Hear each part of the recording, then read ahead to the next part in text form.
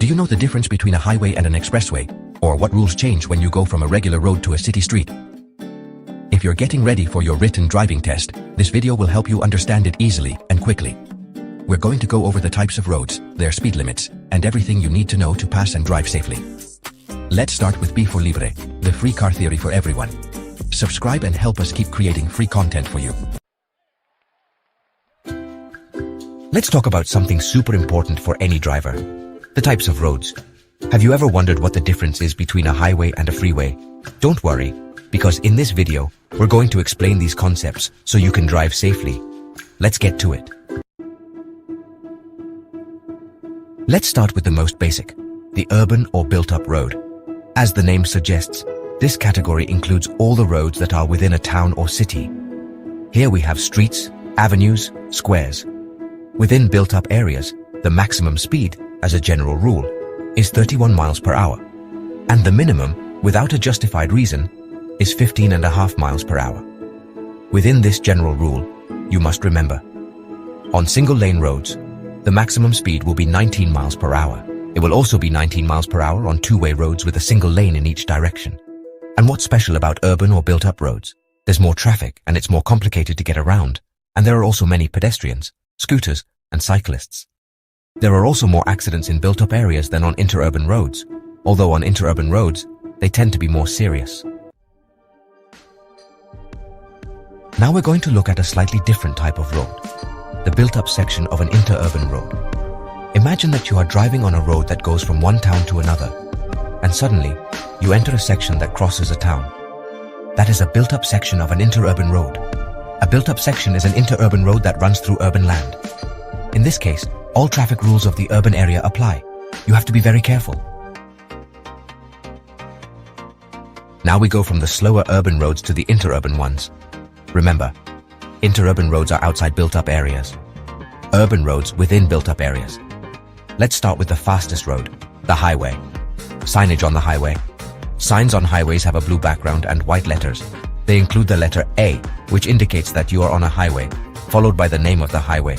If you see AP, it means that it is a toll highway, where you will have to pay. The maximum speed for cars and motorcycles is 75 miles per hour, and the minimum without a justified reason is 37 miles per hour. The highway, along with the freeway, is the fastest of all. Main characteristics.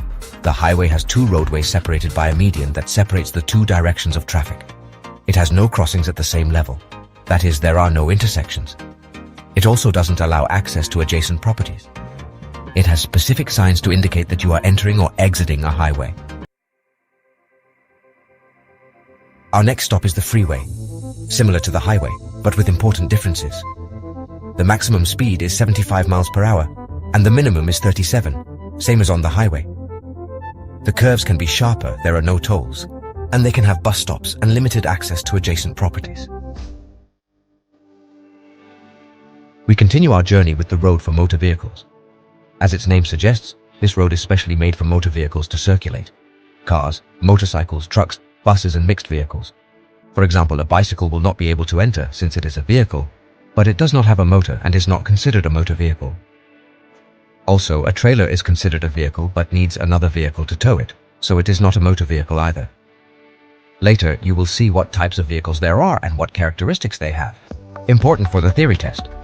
Roads for motor vehicles only have one roadway, and they do not have access to adjacent properties, which makes traffic flow more smoothly. And we come to the conventional roads. Here we include all the roads that do not meet the requirements of the previous ones. The maximum speed on regular roads is the same as on highways, with a maximum of 90 and a minimum of 45 kilometers per hour. The minimum speed will normally be half of the general maximum, except on highways and freeways, where the minimum, without a justified reason, will always be 37 miles per hour for all types of vehicles. Remember that we are talking about maximum speeds for cars and motorcycles, but the rest of the vehicles such as buses, trucks, mixed and other vehicles will each have their maximum speed according to the type of road and type of vehicle. Later on in the speed section, you'll be able to see what speeds apply to each vehicle. As you have seen, each one has its own characteristics and rules that must be known to drive safely. Now you know the different types of roads and what they are like. Now we're going to talk about the parts of the road: the roadway, the lanes, the shoulder, and the platform. Let's break it down. The platform is where the roadway lanes and the shoulder are. It's the ground that supports everything. The roadway. It's the area where vehicles drive, basically where the lanes are. On the edges of the roadway, we can find a white line that separates the shoulder from the roadway. It's important to remember that it's not considered a solid line. This line is called the edge line of the roadway. Remember that a lane is the long strip that allows a four-wheeled motor vehicle to drive comfortably. Lanes can have solid or dashed lines.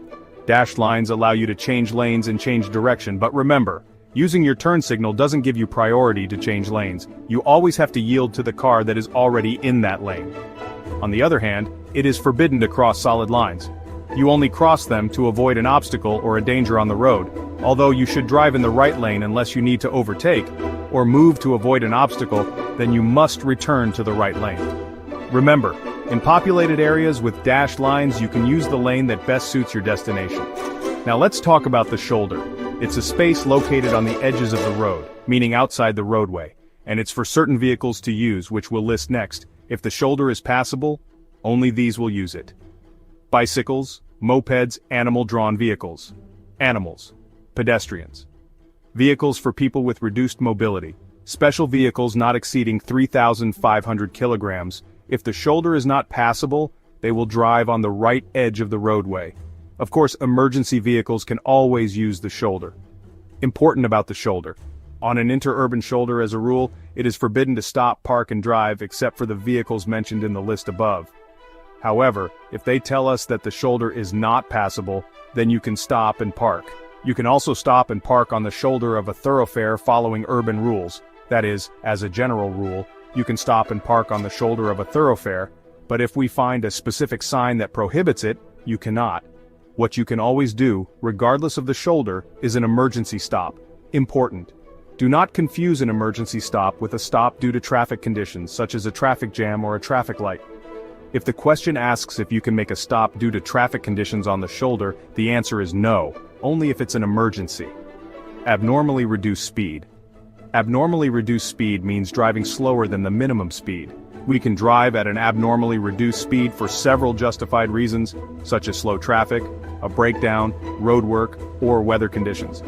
If it's due to a breakdown, we can only drive on the shoulder when we are told that we are seriously hindering traffic. Otherwise, you must drive on the right edge of the roadway. In both cases, if this situation occurs on a highway or freeway, you must exit at the first exit. Refuges. A refuge is a safe space for people in the middle of the road. You usually find them on really wide roads, where the crosswalk light might turn red while you're still walking. It's not at the same level as the road. It's raised a bit. It's like a little sidewalk in the middle of the road where people can stay safe. Very important. Pay close attention to whether the refuge is on a two-way street or a one-way street. They'll ask you which side of the refuge you'll pass on, or which side of your car you'll pass it on. Imagine you're driving on a road that has two lanes, but traffic only goes one way. That means no cars will be coming towards you. That means you're on a one-way street. So, if there's a refuge in the middle of the road, you can pass it on either side because you won't run into anyone coming the other way. So be careful with questions about refuges, because they can be a little tricky. They might ask, which side of the refuge do you pass on? Or, which side do you leave it on? For example, which side of the refuge will you pass on with your vehicle on a one-way street? You should answer, either side. But if it's a two-way street, you'll only pass on the right side of the refuge, or in other words, you'll leave it on your left.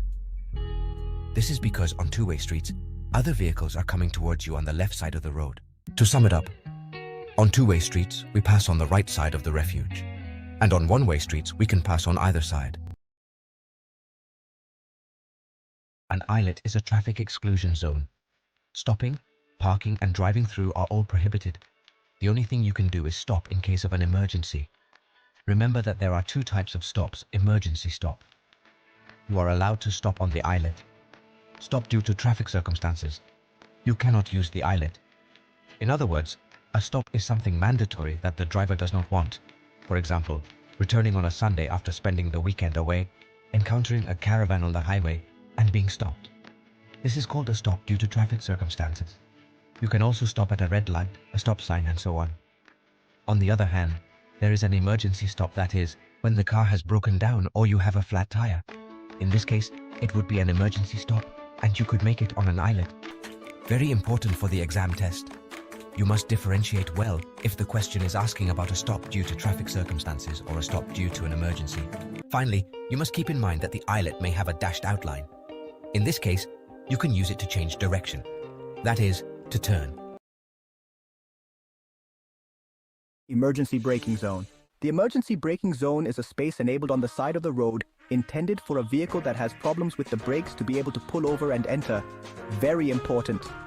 Remember for the theoretical exam that a red checkerboard indicates the entrance to the emergency braking zone. It is an area painted like a chessboard with red and white squares. This emergency braking zone is filled with sand or gravel. This causes a vehicle without brakes, upon entering it, to stop by progressively sinking the wheels in the sand. The sand or gravel acts as a natural shock absorber, absorbing the kinetic energy of the vehicle. As the wheels sink deeper, the resistance increases, which reduces the speed of the vehicle safely and in a controlled manner. This system is crucial on roads with steep slopes where brakes can fail due to overheating. Thus, serious accidents are avoided and the safety of drivers and passengers is guaranteed. This loss of brakes can occur due to the so-called fading effect. Fading is the loss of braking capacity due to excessive heating of the brake pads and discs. Turnout. The turnout is simply an open area on the side of the road. Its function is to offer a space to pull over, allowing drivers to stop safely off the main road. For example, when crossing a narrow pass with another vehicle coming from the opposite direction, it is crucial that one of the drivers yields. The vehicle that has a turnout on its side of the road should use it. This not only facilitates the flow of traffic, but also prevents possible accidents. By giving way to the other oncoming vehicle, a safer and more efficient driving experience is ensured on narrow roads. In addition, turnouts are useful in emergency situations, allowing drivers to stop quickly if necessary. Let's learn about the bike path, your new best friend for safe, eco-friendly, and car-free trips. This path is exclusive, designed just for pedestrians and cyclists. That means no cars, no motorcycles, no other vehicles, just the power of your pedals and peaceful walks. Imagine this, a wide and clear path surrounded by nature or clean cityscapes, free from the hustle and bustle of traffic. But very important, this is what you need to remember for your theory test. The bike path is always separated from regular traffic. The question might also tell you that it is segregated from traffic. Imagine a safe barrier of trees, grass, or even a nice fence separating you from the road. The bike path is your ticket to a stress-free journey. Remember, it's all about keeping it safe, smart, and sustainable. Hey there. Let's go over some important rules to keep everyone safe and protect our environment while driving. First up, don't throw anything out of your car or block the road. It's dangerous and could cause an accident. Tossing out cigarettes, or even something like a glass bottle, can start fires, especially in areas with dry grass or trees. So, be super careful about what you leave behind. Next, keep it down. Loud noises, like from a car stereo or anything that makes too much smoke, can be dangerous and bother others on the road. And remember, no cell phones at the gas station. Using your phone there could actually start a fire. Also, always turn off your engine before you start pumping gas to stay safe. Driving safely is a team effort. Follow these rules and let's all look out for each other. Now let's learn how to drive safely on 3-lane roads with traffic going in both directions. Pay close attention because these roads can be dangerous. On these roads, the center lane is shared by both directions of traffic. You can only use it for 2 things, passing and turning left. Remember, you cannot switch directions from the center lane. If you need to make a U-turn, always do it from the right lane. Don't reverse and only make a U-turn when it's safe. Make sure there are no cars coming in any lane. General rule. As a general rule, always drive in the right lane. Only on city streets, where the lanes are separated by dashed lines, you can choose the lane that's best for you to reach your destination. Important. Be careful on the written test not to confuse a 3-lane road with 2-way traffic, which we are talking about now, with a divided highway, which we will talk about later. In short, be extra careful on 3-lane roads with traffic in both directions. Use the center lane only for passing or turning left, and always drive in the right lane unless you are on a city street with dashed lane markings. Drive safely. Which lane should I drive in? Knowing the rules about lanes is important for driving safely and following the law. As a general rule, we should always drive in the right lane. The other lanes should only be used for passing obstacles or slower vehicles. In the city, you can use the lane that's best for reaching your destination, as long as the lanes are separated by dashed lines. This will help you when you need to turn onto another street, enter a parking lot, or change direction. On city streets that don't have marked lanes, you can't just drive anywhere you want. You have to drive in the right lane and only use the others to change direction. You must follow the general rules and drive on the right. Remember, only in the city can you choose the lane that's best for reaching your destination, and only if the lanes are separated by dashed lines. Follow these rules and drive safely. Hi there. Now let's talk about highways. I'm going to give you some crucial tips for driving on these roads, meaning outside the city. Pay attention if you want to pass your driving test. First, remember the general rule. Stay in the right lane. Use the other lanes only when absolutely necessary, like for passing, turning left, or changing highways. Now, here's a tip for your test. Pay close attention to the size and type of vehicles. For example, trucks weighing over 7,716 pounds and vehicle combinations longer than 23 feet have special rules. They can only use the right lane and the one immediately to its left. And what's a vehicle combination? It's a vehicle with a trailer or two vehicles hooked together, like the red trailer you can see in the video, which is a tractor and a semi-trailer. There are also smaller vehicle combinations, like a car towing a camper. So for example, on a 4-lane highway, they are limited to the 2 right lanes. But what about trucks weighing exactly 7,716 pounds or vehicle combinations exactly 23 feet long? They can use the other lanes when circumstances allow. These vehicles can use any lane, just like regular cars. The key difference is when they exceed those measurements, over 7,716 pounds or longer than 23 feet. When they exceed those limits, they can only drive in the right lane and the one immediately to its left. Understanding whether the size is exactly at the limit or exceeds it can make all the difference in passing your test. So remember, right lane unless necessary, know the vehicle sizes, and be careful with those details. Reading the question and answers carefully can make all the difference in passing your test. Let's learn about roundabouts, also known as traffic circles. As a general rule, vehicles already in the roundabout have the right of way. If you're entering, you must yield to those already inside. Exceptions: traffic lights or other signs like yield or stop signs. In some roundabouts you might find traffic lights. If there's a red light inside the roundabout, you'll have the right of way on green to enter. Other signs. Some roundabouts have specific signs that can change the general rule.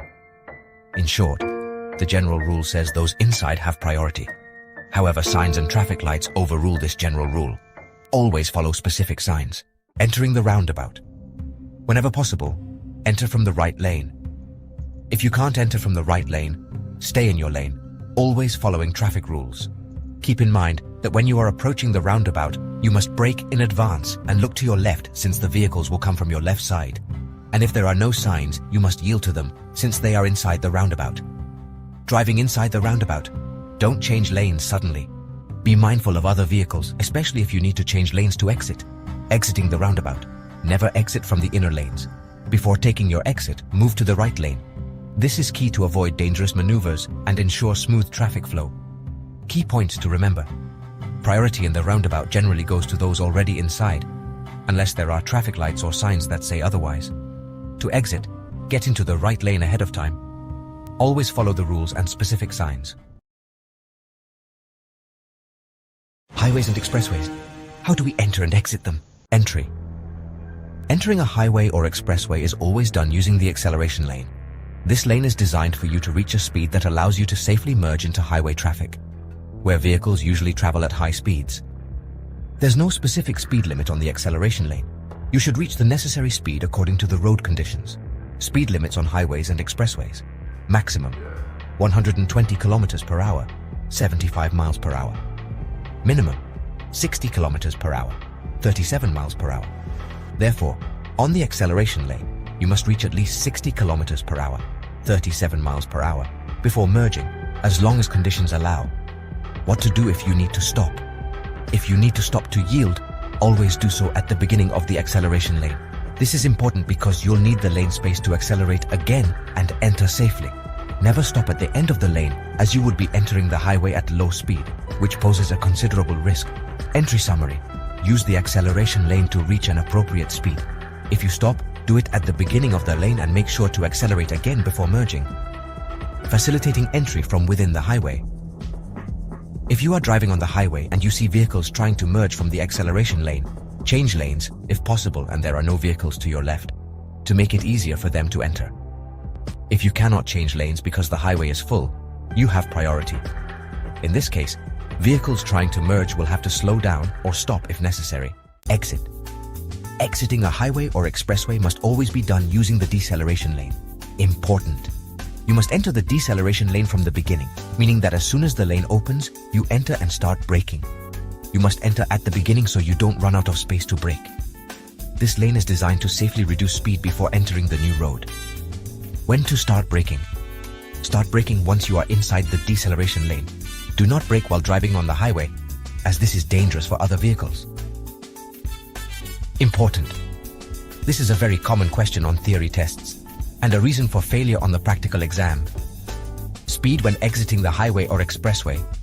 Adapt your speed to the characteristics of the new road you are entering. For example, if you exit the highway onto a secondary road or urban area, you must reduce your speed according to the limits of that road. So remember that to enter and exit the highway or expressway, you will do so using the acceleration and deceleration lanes. Let's continue with highways and freeways. More important facts to remember for your theory test. First, you can't pick up hitchhikers. This is because to pick up a hitchhiker, you obviously have to stop your car. Stopping or parking is not allowed on highways and freeways, except in emergencies or traffic issues. So, on other roads, if you want to pick up a hitchhiker, it's your decision, but keep in mind that you can't do it on highways and freeways. Now let's talk about bicycles and mopeds. Mopeds are not allowed on highways or freeways. Bicycles are also prohibited on highways, but watch out. Bikes can ride on the shoulder of a freeway if the rider is 14 years old or older. Just remember, stay on the shoulder. Now, if your car breaks down, you can't push it yourself. Only authorized tow trucks can do it on these roads. Off the highway and freeway, if your vehicle is stopped in a dangerous place or is obstructing traffic, you could push or tow it to the safest place. Remember the acceleration and deceleration lanes to enter and exit the highway?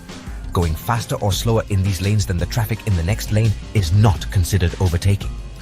Quick recap. Stopping and parking are prohibited on the highway and freeway. You can only stop in case of emergency or due to road circumstances such as traffic, roadwork, accident, or any circumstance beyond your control. In other words, a stop because it is a forced immobilization. Mopeds are prohibited on highways and freeways, but be very careful with this. Bicycles are also prohibited on highways, but can use the shoulder of freeways if the cyclist is 14 years old or older, but not on highways. You also cannot pick up hitchhikers on the freeway or highway. You can do it on other roads. Let's wrap up highways and freeways with some important facts to remember for your theory test. If your car breaks down on the highway, it's very important to know how to act in these situations. First, if your car breaks down and can't maintain the minimum speed on a highway of 40 miles per hour, it is mandatory to exit the highway at the next exit. If you're in the left lane and your car breaks down and you cannot reach the right shoulder, you can stop on the left shoulder. This is considered an emergency stop. Remember that driving below the minimum speed is called driving at an abnormally reduced speed. You will be able to learn more about the minimum and maximum speeds on all roads later in the topic of speeds. Stay calm, stay safe, and remember what to do in an emergency. Now, let's talk about lanes that are open in the opposite direction. This is when one lane on a road is used to help cars that are stuck in traffic. This lane lets them drive in the opposite direction, even though that lane normally goes the other way. So basically one lane is temporarily taken away and given to the cars that are stuck. Cones are used to mark off this special lane. And remember that cars driving in this lane even during the day need to have their low beam headlights on. This also goes for the cars driving in the next lane, coming in the opposite direction. Also, when driving in this lane, you need to keep your speed between 60 and 80 kilometers per hour. There are two main reasons why a lane might be open in the opposite direction. And remember, besides having your low beams on, you need to keep your speed between 60 and 80 kilometers per hour. It's super important to remember this, because depending on the reason for the lane change, some vehicles can use it while others can't. Let's take a look at the difference. To improve traffic flow, if the lane is open to make traffic flow better, only cars without trailers and motorcycles, with or without sidecars, can use it. For construction or an accident, if the lane is open because of construction or an accident, all vehicles can use it unless there's a sign saying they can't. For example, it's possible that at first all vehicles are allowed to use it, but then you might see a sign prohibiting trucks before you enter the lane. In that case, the sign means that trucks can't use the lane, even though other vehicles can. Additional lane. The additional lane, as its name suggests, adds a lane. It changes the rules on roads with a lot of traffic. Imagine a 2-lane highway that becomes a 3-lane highway. How? Using the shoulder as an additional lane. But there are some rules you must remember. First, all vehicles must have their low beam headlights on day and night. This helps everyone stay visible and safe. Then, the speed limits, maximum 80 kilometers per hour, minimum 60 kilometers per hour. And who can use this lane?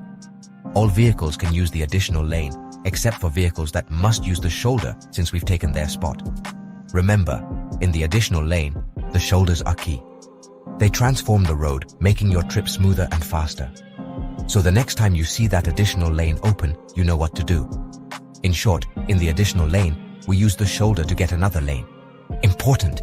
Do not confuse the additional lane with the lane enabled in the opposite direction to the usual one, which is the one where we occupy a lane of those coming in the opposite direction. In both, cones are used to delimit the changes in the road, and the maximum speed will be 80 kilometers per hour and the minimum 60, and lights both day and night. A reversible lane is a lane that can be used in either direction, depending on the traffic needs. To show which direction you should drive, square traffic lights are placed above the reversible lanes. These are also called lane signals. These signals can show 3 different things. A green arrow, which means you can use the lane, a red X, which means you can't use the lane, and a slanted arrow, which tells you which lane to move into. Remember, reversible lanes don't use cones, and they don't have the maximum speed limit of 50 miles per hour or the minimum speed limit of 35 miles per hour. Instead, they only use the square lane signals, along with a double dashed line to mark the reversible lane. Also, in the reversible lane, you'll see a double-headed arrow painted on the road. Also, when you're driving in a reversible lane, you must have your low beam headlights on, day and night. However, the maximum and minimum speeds depend on the road you're on, so there's no specific speed limit for these lanes. Note: the traffic cones and the maximum speed of 50 miles per hour and minimum speed of 35 miles per hour only apply to lanes open in the opposite direction of usual traffic and to additional lanes. But you always use your low beam headlights in all 3. In reversible lanes, additional lanes, and lanes open in the opposite direction. Now you'll learn what an HOV lane is, which stands for High Occupancy Vehicle Lane. Only passenger cars, motorcycles with or without sidecars, mixed vehicles, those that can transport people and cargo at the same time, and vehicles for people with disabilities and buses can use it. Don't forget that any type of emergency vehicle, like police, fire trucks, ambulances, or roadside assistance, even if it's a truck, can always access it.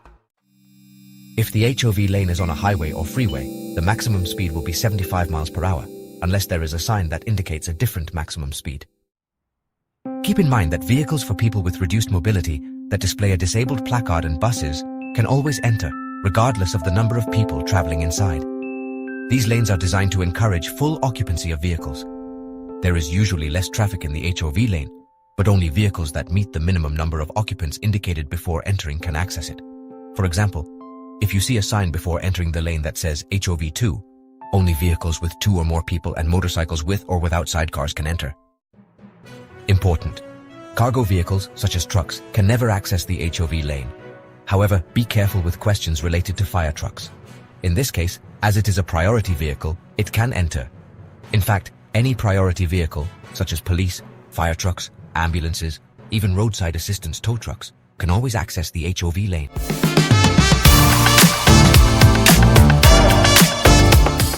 Welcome to Lesson 2 of your free driver's license course. Today you'll learn the most important moves, how to look, signal and do each move on the road correctly. You'll see the sound and light signals, how to join traffic, when you can use the horn or the lights, and most importantly, how to pass safely and ace the test. Get ready to understand what many people mess up on the exam. This is Teórica por Libre, and you're watching Lesson 2, Maneuvers and Overtaking. Subscribe and help us keep making free content for you. Let's go. Let's get started with traffic maneuvers. Before making any maneuver, remember this order. First, observe, second, signal, and lastly, execute the maneuver. It's very important that before you move, you always check the traffic around you, as there will be other vehicles moving around you. First, check your rear-view mirrors, the traffic, visibility, and the signs around you. Then, signal your intentions using your turn signals, arms, or the horn if necessary. And finally, execute the maneuver.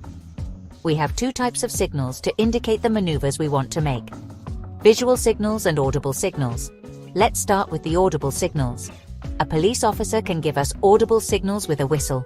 Short, repeated blasts tell us to stop.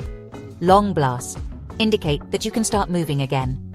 Drivers can also use the horn to indicate maneuvers, but remember that using the horn in populated areas is prohibited, except to warn of danger or an accident. The horn's sound should be low, and it can't play musical tunes. On highways, you can use the horn. Besides avoiding a risky situation, you can also use the horn to warn that you want to overtake, even using flashes of your high beams. You can also use the horn if you have an emergency. For example, if you're in the car with your pregnant sister and she goes into labor. Obviously, you must go to the hospital urgently. In this case, you can warn other drivers of the situation using the horn and also waving a white cloth out the window. This is only done so other drivers give you the right of way, but you must respect traffic rules. Okay, so far we've seen the signals we hear, the audible ones. Now we move on to the signals we'll see with our eyes, the visual ones. First, the visual signals from a police officer. Officer with arm extended upwards indicates that all vehicles approaching the officer must stop. Officer with arm extended horizontally and moving it up and down indicates to drivers approaching from that side that they must reduce speed. Officer with both arms extended in a cross shape requires drivers approaching from directions intersecting the arms to stop. It's as if the officer's arms were a barrier. Important: even if the officer lowers their arms, you must remain still. You cannot resume moving until the officer indicates or changes position or turns sideways. The police officer can also make signals from their moving car. Now you'll see the visual signals from a police vehicle. Arm extended downwards requires the driver to whom the signal is directed to stop on the right side of the road. Flashing yellow or red light forward requires the vehicle in front of the police car to stop on the right side of the road. Red or yellow light emitted by an officer requires drivers to whom the officer directs the signal to stop. Red flag. Starting from the vehicle carrying the flag, the road is temporarily closed. Remember that it's temporarily, because in the tests they can trick you by saying, road closed. Green flag indicates that the road is open to traffic again. Yellow flag warns that extreme caution should be taken due to the existence of a hazard. Now, the visual signals from drivers. Signals made with the arms take precedence over light signals. For example, if a vehicle has its left turn signal activated, but the driver indicates with their arm that they will turn right, you must follow what they are indicating with their arm. Lateral movement or turn. It is signaled using the turn signals, but it can also be indicated with the arm, extending it horizontally, with the palm down to indicate movement towards the side the hand is pointing. If you want to turn to the opposite side from which you extend your hand, you will do so by bending your arm upwards, forming an L shape with your palm extended, to indicate that you are reversing. It is indicated with the white reverse light, which is automatically activated at the rear of the vehicle when selecting the R position on the gear lever. But if indicated with the arm, extend the arm horizontally with the palm of the hand facing back. It is very important that you remember that when reversing, you must meet these two requirements. 1. Do not travel more than 15 meters backward. Although exceptionally, if you enter a narrow dead-end street where you cannot make a U-turn, you can travel the necessary meters to exit the street. 2. Do not enter intersections in reverse. Up next, we'll start looking at maneuvers. The first one you're going to see is starting to drive or merging.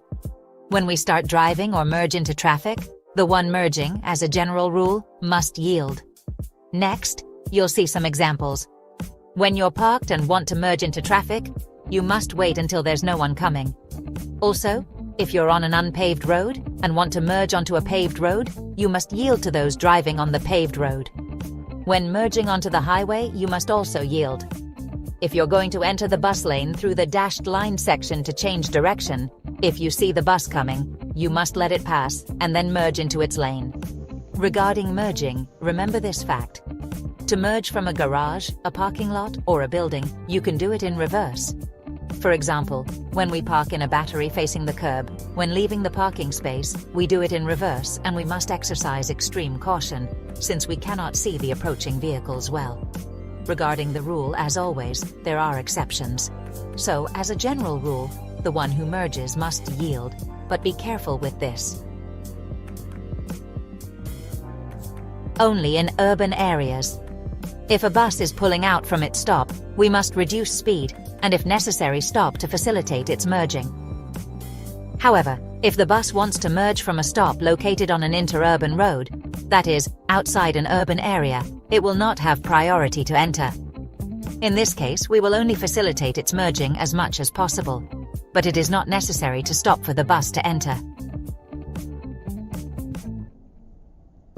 It is very important, if you are asked about this last point, that you pay attention to the exam questions, if they tell you whether the bus is inside or outside an urban area, since only in urban areas must you stop to facilitate its merging.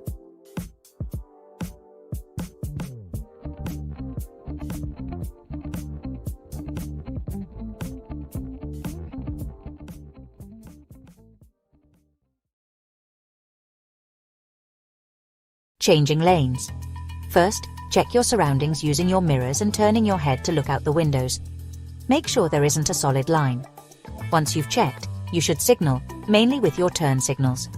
But remember, you can also do it by sticking your arm out the window, like you saw earlier. If you need to move across multiple lanes, do it gradually. You can't cross all the lanes at once. Now let's talk about reversing. As we saw at the beginning of the video, reversing is generally prohibited. It should only be used as a supplement to stopping, parking, or starting. But remember this very well, on highways and freeways it's completely forbidden. Whenever you reverse, do it very slowly as visibility is worse. As we saw at the beginning of the video, it's signaled with the white reverse light or by sticking your arm out straight with the palm of your hand facing back. And to finish up with reversing, remember that as a general rule, you can't reverse into an intersection. However, as an exception, if you've entered a dead-end street and it's so narrow that you can't turn around, you can reverse into the intersection to get out of it.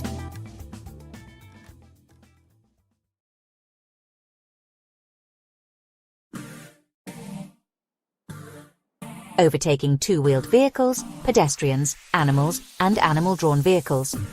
When overtaking these users, both inside and outside urban areas, you must maintain a minimum safe distance of 1.5 meters. Also remember the following, because it's very important.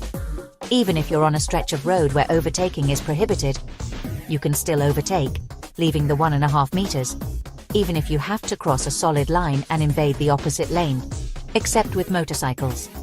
Don't forget this last part, as it's a very common mistake on tests. With motorcycles, you cannot cross solid lines to overtake, but you still need to maintain the 1.5 meters. But everything we've explained about the 1.5 meters, invading the opposite lane, and crossing solid lines, you cannot do this with a motorcycle. On the other hand, they must also leave us 1.5 meters when they overtake us. Obligations of the vehicle being overtaken. The vehicle being overtaken is obligated to stay close to the right edge of its lane, without driving on the shoulder. It must also maintain its speed. It's forbidden to increase your speed while being overtaken. If the overtaking creates a risk, the vehicle being overtaken is obligated to make it easier for the overtaking vehicle to return to its lane. When a large or heavy vehicle is being overtaken, as a general rule, it will do the same as in the previous case. Stay close to the right edge of the road without driving on the shoulder. If it's safe for the other vehicle to overtake, it will signal with its right turn signal, or by putting its arm out the window to let the overtaking vehicle know. Be very careful with this. If the question tells you that overtaking is difficult or dangerous, the large or heavy vehicle may use the shoulder to pull over and allow the overtaking vehicle to pass. But remember this carefully. For the large or heavy vehicle to move onto the shoulder and facilitate overtaking, you must be told that overtaking is difficult or dangerous. If this is not indicated, it will only stay close to the right edge. No other vehicle may move onto the shoulder to facilitate overtaking. Only large or heavy vehicles may move onto the shoulder. Overtaking at and near intersections. As a general rule, it is forbidden to overtake and change direction at intersections and near them, unless you are overtaking a two-wheeled vehicle, as it doesn't block your visibility, and you can see if another vehicle is coming through the intersection. You can also overtake at an intersection when driving on a priority road where you have the right of way, such as when you have a green traffic light or some sign that gives you priority. But keep in mind that even if you have priority, if there's a no overtaking sign, you cannot overtake. In roundabouts, which are circular intersections, you can also overtake. Overtaking at and near pedestrian crossings. Overtaking and changing direction at and near pedestrian crossings is also prohibited unless you do it at such a low speed that you can stop immediately. Overtaking at railroad crossings. Railroad crossings are those intersections on the road where the train passes. Obviously, they are very dangerous places. At railroad crossings, you also cannot overtake or change direction, but watch out! You can change direction near them. That is, near the tracks you also cannot overtake, but you can change direction.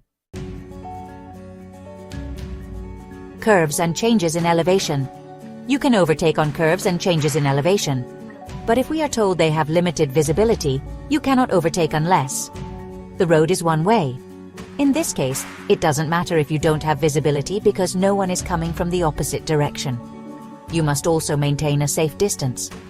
If you don't invade the opposite lane, you can also overtake without visibility, as long as the lanes are marked with lane lines. Turns by large vehicles. If a large vehicle like a bus or truck has its right turn signal on, and you see it starting to move to the left, do not overtake it on the right, because it is widening its path to enter a curve. Because of their size, they need more space, and it's very likely that they won't see you when turning due to their large size, and when completing their right turn, they might hit you, causing an accident. No overtaking road sign. The sign with two cars, one red and one black, prohibits overtaking all vehicles. But you can overtake two-wheeled motorcycles without a sidecar, maintaining a safe distance and without invading the opposite lane. If the sign shows a red truck and a black car, it only prohibits overtaking trucks weighing more than 3,500 kilos, 7,716 pounds. Important. Only trucks are prohibited from overtaking. Other vehicles can overtake. For example, a bus weighing more than 3,500 kilos, 7,716 pounds could overtake. On road sections affected by the tunnel sign, overtaking is prohibited. Once inside the tunnel, you also cannot overtake. However, if the tunnel is one way, you can overtake. And if it's two-way but you have more than one lane in your direction, you can also overtake. Overtaking between vehicles that must drive on the shoulder. Overtaking between these vehicles should not last more than 15 seconds, or cover more than 200 meters while overtaking. However, remember that bicycles and mopeds can ride side by side on the shoulder.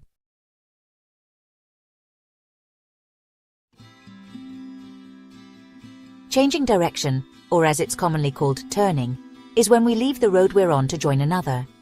It's important to pay attention to the instructions during the test, whether they tell you to turn right or left. This is important because turning right is usually simple, but turning left has more details we need to consider.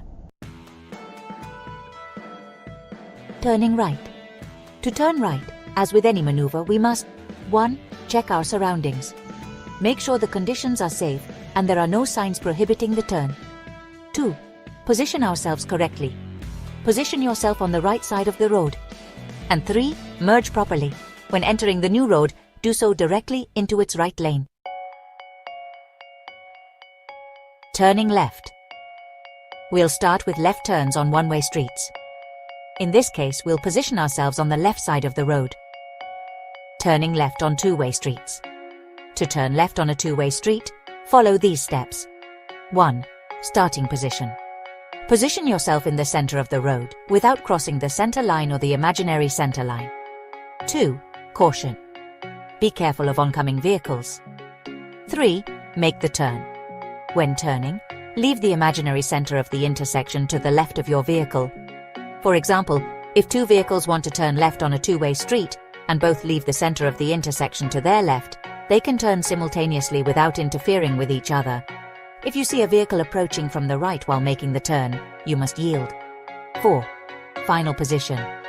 Finish the turn by positioning yourself in the right lane of the new road. Turning left for bicycles and mopeds. On interurban roads, if there is a dedicated turn lane, they must use it. If there is no turn lane, they should make the turn from the right side, whenever possible, doing so off the roadway. On urban roads, if the lanes are marked, the cyclist or moped rider will use the one that best suits their destination. If they are not marked, they will stay to the right until it is necessary to turn left. Slip roads or side plazas. If you encounter a side plaza and need to turn left, you must use it, even if there are no signs indicating it. Remember, it is forbidden to turn left and overtake in places where you do not have visibility. However, if there is a green traffic light with a left arrow, you can do it, since the traffic light takes precedence over the general rule, as we will explain later. Additional traffic light for turning. The additional traffic light is a small traffic light placed next to the main traffic light. It is used to give way only to vehicles that want to turn in the direction indicated by the arrow on the traffic light. It can also be used to give directions to other vehicles like buses or cyclists. Remember this very well. If you encounter a green additional traffic light with an arrow, and the main light is red, oncoming vehicles must stop, and vehicles that want to turn in the direction indicated by the arrow can do so. So, if another vehicle comes from behind and wants to turn in the direction of the arrow, you must turn to give way, even if it's not the direction you want to go. In other words, the vehicle behind you has priority, and you must turn. On the other hand, if the additional traffic light is yellow with an arrow, and the main light is red, vehicles that want to turn in the direction of the arrow must wait until the main light turns green. In this case, if you want to go straight, you should not turn to give way to those coming from behind. In short, if the additional traffic light is green, the vehicle behind has priority to turn. If the additional traffic light is yellow, the vehicle behind must wait for it to turn green for everyone. Even if the traffic light is yellow or green, when you make the turn, you should always do so with caution and yield to vehicles traveling on the cross street. Important note: if you start with a yellow additional traffic light and encounter a stop or a yield sign, you must obey these signs. If the additional traffic light is green, it is not necessary to stop at the stop or yield sign. Keep left sign and one-way sign. You have to pay special attention to these signs, as it is common to confuse them and make mistakes on the theoretical exam. Keep left sign indicates which side of the obstacle you must pass. The arrow is slanted to one side and points towards the ground. After passing the obstacle, you can turn both right and left. One-way sign indicates the one-way direction you must follow. You can only go in the direction the arrow points.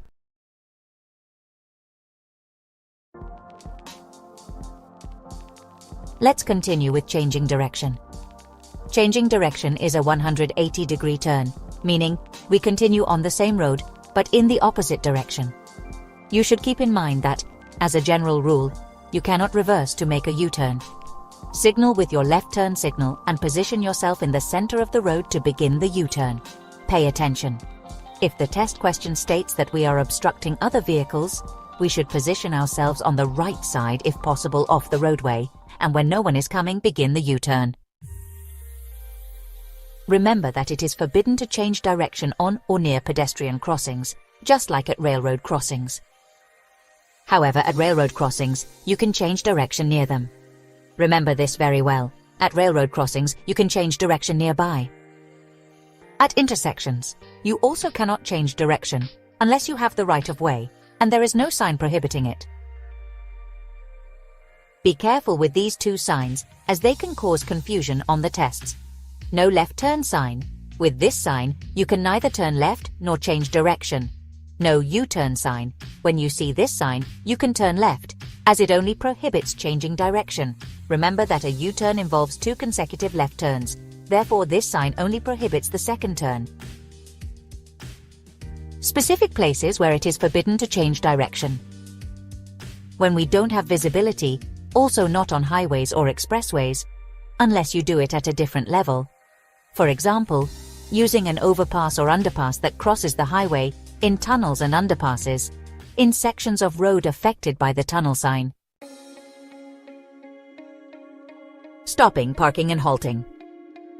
Stopping and parking are voluntary actions, while halting occurs due to circumstances beyond the driver's control, such as traffic signals or congestion. Stopping is a voluntary standstill that must be less than 2 minutes. Additionally, the driver does not leave the vehicle. They can get out but must stay close to it. Parking is voluntary, like stopping, but it doesn't meet one of the requirements, such as lasting 2 minutes or more. That is, it lasts 2 minutes or more, or the vehicle is left unattended. If it fails to meet either of these, it is considered parking. It's very important that you remember this, because if it's exactly 2 minutes, it's already considered parking. For it to be a stop, it must be less than 2 minutes. Or on the other hand, if you leave the vehicle, even if it lasts less than 2 minutes, it is also considered parking. Types of parking. Parallel parking, angled or diagonal parking, and perpendicular parking. Remember that if the parking spaces are painted blue, it means they are paid parking with a time limit. Stopping and parking in urban areas. As a general rule, you should stop or park on the right side. However, if the road is one way, you can stop and park on both the right and left sides. Stopping and parking outside urban areas, that is, on interurban roads, should always be done on the right side, off the roadway and the shoulder. Double parking is allowed for stopping, but not for parking. Restrictions related to stopping and parking. If there is no sign prohibiting it, you can stop and park on priority roads. Next, you will see places where stopping and parking are prohibited. If there is less than 3 meters between your vehicle and the opposite edge of the road or a continuous line. On lowered curbs for people with reduced mobility. On curves, changes in gradient with reduced visibility and their vicinities. In tunnels, underpasses and sections of road with a tunnel sign. On pedestrian and cyclist crossings. In lanes or spaces reserved for certain vehicles such as bicycles and buses. At intersections and their vicinities you can stop and park, but be careful with this, because if they tell you that at the intersection you are obstructing or hindering turning, you will not be able to stop or park. On or near railroad tracks, where it causes danger or seriously obstructs traffic, or where it obstructs the visibility of traffic signs. Halting. It is not considered a maneuver. It is an involuntary stop due to traffic needs or an emergency. For example, halting at a red light, halting due to traffic congestion, or halting due to a breakdown or accident. Important facts about halting. If you are about to enter an intersection and you see that traffic is stopped, do not enter even if you have a green light. This will prevent you from blocking the way for vehicles on the cross street. If you are already in the middle of the intersection and vehicles from the cross street are approaching, it is forbidden to reverse and you must exit the intersection in the first possible direction, even if it is not the one you want. Halting in tunnels or enclosed areas. If there is stopped traffic, maintain as much distance as possible from the vehicle in front. If you are approaching a tunnel and traffic is stopped, stop before entering the tunnel. If you stop inside the tunnel due to traffic, turn off the engine. Leave your parking and hazard lights on, and do not get out of the vehicle. If you stop due to a breakdown or accident, in addition to the above, place warning triangles. And if you stop due to a fire, you must turn off the engine Leave the keys in the ignition and the doors unlocked to facilitate the removal of the vehicle, and go to the nearest exit. Important note: in a halt due to traffic, you cannot exit the vehicle.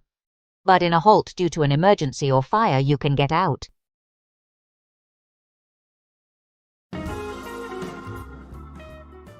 Safe distances. A safe distance is the space you should always keep between your car and the car in front of you. This distance depends on the road conditions and how fast you are driving. For example, on a highway in good condition, with good visibility, and on a clear day, you should leave enough space so you don't crash if the car in front of you slams on the brakes. However, on the same highway, on a rainy night, you'll need to increase that safe distance. Speed also matters. When a car is going faster, you will need more distance to stop completely than when it is going slow. Spacing in tunnels and underpasses. If you are driving in a tunnel, keep a distance of 100 meters or 4 seconds behind the car in front of you. Vehicles weighing more than 3,500 kilos should leave 150 meters or 6 seconds. In both cases, if you intend to pass, you can reduce these distances, but always leave enough of a safe distance to avoid collisions if someone brakes suddenly. What do they mean? These signs show the minimum distance you must keep between your car and the car in front of you. If you decide to pass, you can reduce the distance, but always maintain a safe following distance. Remember, safe following distance should always be respected, no matter the conditions. In urban areas, it is not necessary to leave 100 meters of space or consider the weight of the vehicle. All vehicles must maintain a safe following distance to avoid collisions if someone suddenly brakes. Okay, now let's look at following distance on interurban roads outside of populated areas. The distance needed to avoid collisions in case of sudden braking, plus enough space to allow others to pass you and return to the right lane. So, remember this well. On interurban roads, meaning outside of populated areas, leave enough space behind the car in front of you for a safe following distance, plus enough room for others to safely pass you and return to the right lane. Heavy or large vehicles on interurban roads. Vehicles weighing more than 3,500 kilos or longer than 10 meters must leave a minimum distance of 150 meters. But inside populated areas, they will maintain the same safe following distance as other vehicles. It is not necessary to respect the additional distances in the following situations. In populated areas, only the safe following distance is required. That is, enough distance to avoid a collision if someone slams on the brakes. Where passing is prohibited, it is not necessary to leave extra distance to facilitate passing, so maintain a safe following distance. When you intend to pass, you can reduce the distance to perform the maneuver quickly, but always leave a safe following distance. In heavy traffic, in case of a traffic jam, you can reduce the distance to the minimum necessary to avoid a collision, depending on road conditions, speed, rain, or visibility. With 2 or more lanes going in the same direction, it is not necessary to leave additional distance for passing, as other vehicles can continue driving in their lane since there is no oncoming traffic. At intersections and railroad crossings, you cannot pass, so it is not necessary to leave more distance. However, remember that near a railroad crossing you can pass, but near an intersection you cannot.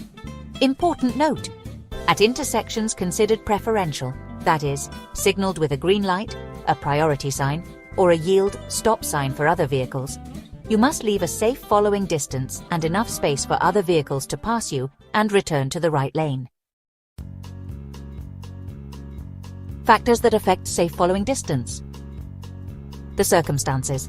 If conditions are good, maintain a safe distance, but if there are adverse conditions, such as rain or snow, dirt, fog, etc., increase the distance considerably. Speed is another factor to consider to maintain a correct safe following distance. The higher the speed, the greater the distance needed to stop the vehicle completely, so you must increase the safe following distance as you increase your speed. Remember this key fact. On urban roads, that is, in populated areas, maintain a 2-second interval. This means that a car in front of you passes a traffic light, and 2 seconds later, you pass the same point of reference, in this case, the traffic light. On interurban roads, that is, outside of populated areas, maintain a 3-second interval since the speed is higher.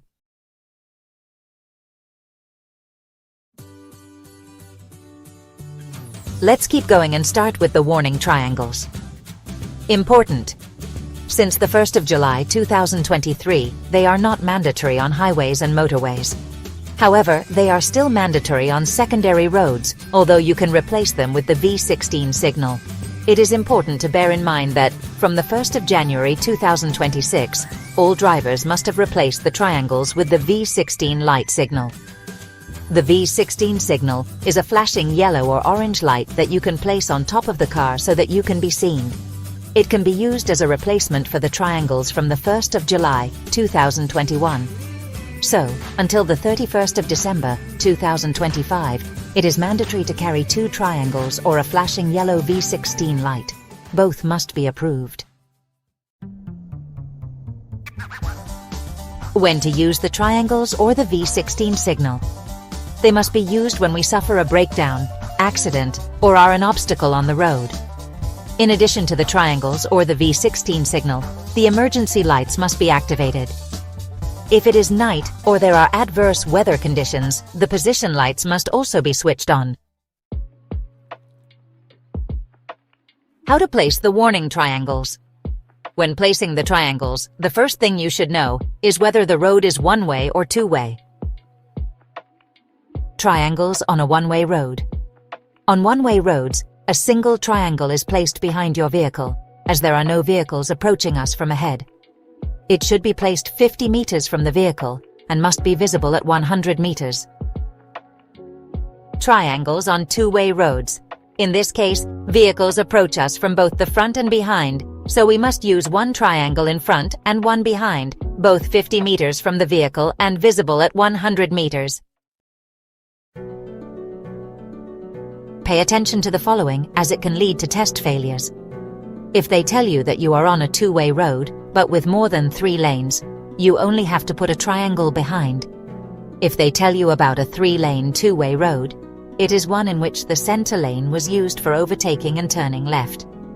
As other vehicles can come towards us in the center lane, we must also use 2 triangles, one in front and one behind. How far away is the danger when we see a warning triangle? The danger is 150 meters away. This is because the triangle is visible at 100 meters, but the vehicle is already 50 meters from the triangle. So when you start to see the triangle, the obstacle is 150 meters away. Remember this well. If you suffer a breakdown, you will not be able to tow your vehicle or allow anyone else to do so other than a tow truck. Exception. You can only do so if the vehicle was stopped in a place dangerous to traffic. But keep in mind that on highways or motorways, even if the vehicle stops in a dangerous place, you cannot push or tow it. It should always be done by a tow truck.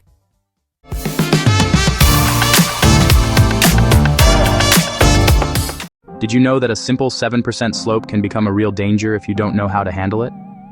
Today you'll discover why engine braking can save you from a scare, what yield really means, and how to understand signs that many drivers still get mixed up.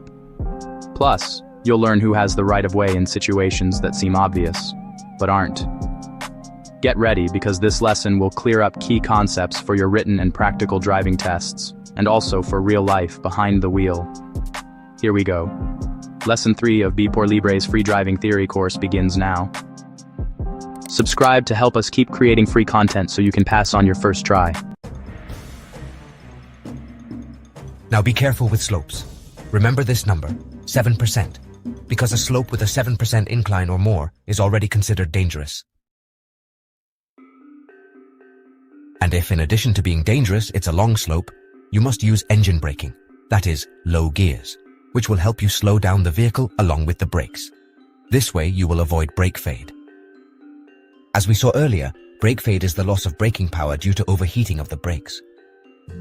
When we talk about low gears, we mean the first gears, first and second. In other words, fifth or sixth are the highest gears and first and second are the lowest. A low gear has a lot of pulling power, but it reaches a low speed, while high gears are those that allow you to reach a higher speed, but they have less power. This whole problem of low or high gears disappears if you use an automatic car, since you don't have to spend time and effort selecting the necessary gear for each circumstance, in addition to having to control the clutch at the same time as the gears. So, an automatic car will always be easier to use, more comfortable and safer. Currently, with anti-pollution laws and low emission zones in cities, all vehicles will have to be changed to hybrids and electrics, and all these vehicles are automatic. Manual cars are already disappearing. Anyway, improper use of the brakes can cause brake fade, thus losing your brakes. To avoid this problem, remember that on many slopes there are emergency braking zones, which we talked about before, which are marked with the red checkerboard and with their vertical sign. To identify the incline of the slope, we can see signs like these that indicate whether you are on an upward or downward slope, in addition to the percentage of the incline, so that you don't get confused when identifying the signs. Remember that if the percentage is below the number, it is descending, and if it is above the number, it is ascending. Or imagine that you are writing the percentage. If you write it upwards, it is ascending, and if you write it downwards, it is descending. Remember that triangular signs are danger signs, although we will talk about all the signs later. How to park on a slope. Now you will see something very important when parking your vehicle on an upward or downward slope. Parking on a downward slope. When you park your vehicle on a downward slope, you must make sure to do the following. First, turn off the engine and apply the parking brake. In manual cars, leave the car in reverse gear and in an automatic vehicle, in the P position, and turn the wheels towards the curb, or as it will appear on the tests, turned outwards from the roadway. This is because by putting the car in reverse, if the parking brake breaks, the gearbox will leave the vehicle locked and it will not roll down. In addition, placing the wheels turned outwards from the roadway will allow the vehicle to rest against the curb in case all of the above fails. Parking on an upward slope. In this case, you must turn off the engine and apply the parking brake, leave the car in first gear, and turn the wheels towards the center of the roadway. The wheel chock. The wheel chock is a wedge that is placed between the vehicle's wheels and the road to prevent it from moving on slopes. But remember this well. In a passenger car, that is, a car, it is not mandatory. But if they ask you and you have a trailer attached, and you leave the vehicle parked on a slope, you must use wheel chocks. Remember that the wheel chock is placed on the rear wheels of the towing vehicle. That is, your car that is towing a trailer. You must use it whether you are towing a light or heavy trailer. We will talk about trailers later, but I'll tell you in advance that a light trailer is up to 750 kilos, and more than this is considered a heavy or non-light trailer. Do not forget that the wheel chock must be certified and cannot be replaced by natural elements such as rocks, logs, etc. We continue with more information, but now about railroad crossings. Approaching and signaling railroad crossings. When we approach a railroad crossing, we must reduce speed, exercise extreme caution, and if necessary, stop. If there are more vehicles, we will position ourselves behind the vehicle in front of us, that is, in a line. Railroad crossing signage. If you find a road marking formed by a cross and the letters P and N, it indicates approaching a railroad crossing with or without a gate. This detail is important. With or without, that is, it does not specify whether it has gates or not. It only indicates a railroad crossing. Remember that road markings are those painted on the road. Railroad crossings can also be regulated by traffic lights, but they do not work the same as the ones we usually see at intersections. These traffic lights have one or two flashing red lights. Remember this well. They are flashing red lights and they indicate that the crossing is temporarily closed. So two flashing red lights indicate a temporarily closed crossing. This is very important because in the test they can confuse you by saying that the crossing is closed, but it is not. It must say exactly, crossing temporarily closed for it to be correct. Remember this well. The flashing red lights do not change to green, they simply turn off. So when they turn off, you can resume your journey. But if there is a stop sign afterward, you must stop to look. Railroad crossings can also have gates, and you cannot enter while the gates are moving, either up or down, since your vehicle can get trapped between the gates, and logically, the train will arrive. To give you an idea, a Renfe commuter train weighs about 160 tons, which is equivalent to 160,000 kilos. crashing into your car of about 1,200 kilos, which is the approximate weight of an average car. If you stop to think about it, this is more than enough reason to forget about being in a hurry and lose a few minutes until the train passes. Do not forget that if the gate is raised and you find a stop sign, you must stop in the same way as when the flashing red light turns off. That is, you will move forward until you have visibility and then stop to look. Observe these two signs carefully, as one indicates a railroad crossing with a gate and the other without a gate. Railroad crossing approach markers. The approach markers indicate the distance remaining to reach the railroad crossing so that you can brake in advance. There are 3 markers for the railroad crossing. These markers are white with red lines. With 3 lines, indicates proximity. With 2 lines, approach. With 1 line, nearness. If you remember the name Paco, it will be easy to remember the order. P, proximity, A, approach, C, closeness, and finally, O, observe. So if it only has 1 line, you are very close. And if it has 3, you are farther away. If the markers are on both sides of the road, the lines will be inclined upwards and outwards from the roadway. In other words, seen from the driver's seat, they form a V if we extend the lines towards the car. Vertical railroad crossing signs. A red cross indicates a railroad crossing without a gate.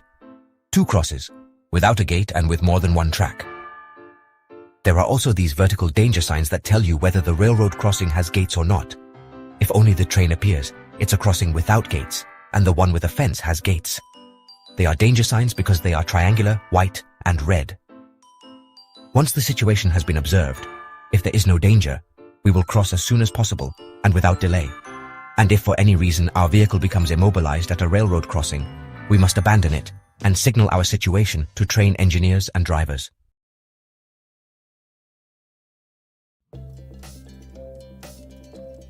Let's start with right-of-way. Remember this, because this general rule is very important. If you arrive at an intersection that is not marked for anyone, we must yield to vehicles approaching from the right.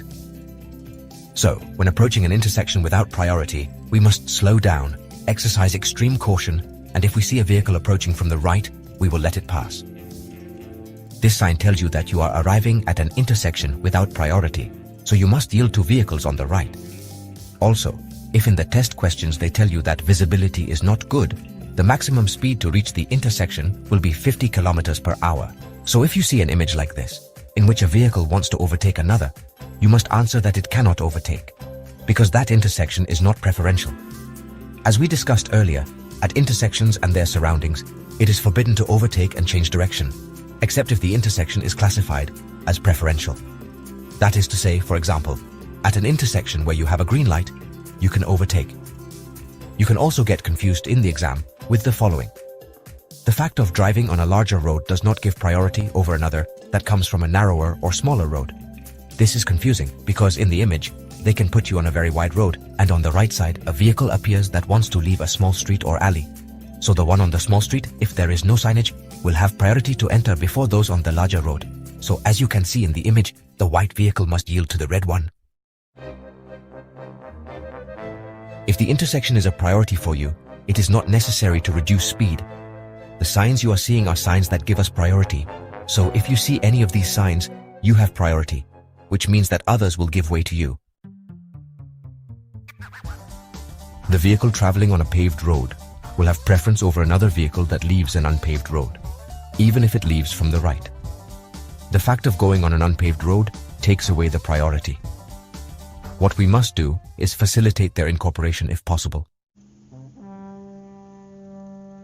Now, you will get to know the famous stop. This sign takes away our priority. If you see a stop, you must approach the edge of the intersection without invading it. That is, without putting the front of the vehicle in. Even if the stop is placed a few meters before the intersection, you should not stop in front of it, but you must go to the edge of the intersection. We must yield both to the right and to the left. It doesn't matter where they come from. If you have a stop, you must come to a complete stop. This is very important that you remember, since it is the main difference between a stop and a yield. At a stop, you must come to a complete stop before entering the intersection. Once stopped, if no one is coming, you can resume driving. If they tell us that we have no visibility, We stop at the edge of the intersection, and if we don't see, we will make a second stop at the place where we already have visibility. If you see that no one is coming, resume driving. Things change if there is a painted transverse stop line. In this case, you must always stop at the line, even if you have not reached the intersection. If you do not have visibility, once stopped, you will advance to the point where you can see, and you will stop again to check that no one is coming. Once the second stop has been made, and if no vehicle is approaching, you can resume driving. In the case of a yield, we will act the same as in the stop, with the difference that, if no one is coming, it is not necessary to stop. If the yield has a transverse stop line and you do not have visibility, you can advance directly to where you can see. That is, you will not have to make two stops as in the stop. Remember the big difference between yield and stop. At the stop, you must always stop, even if no one is coming. At the yield, you will only stop if another vehicle approaches.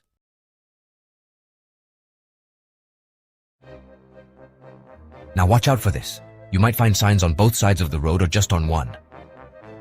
If you see only one sign on the left side of the road, it means the sign must be obeyed by vehicles going straight or turning left. If the sign is on the right side of the road, it must be obeyed by all drivers, no matter which direction they are going. And if there's a sign on the left and another on the right of the roadway, vehicles going straight or turning left will obey the sign on the left. Vehicles turning right will obey the sign on the right.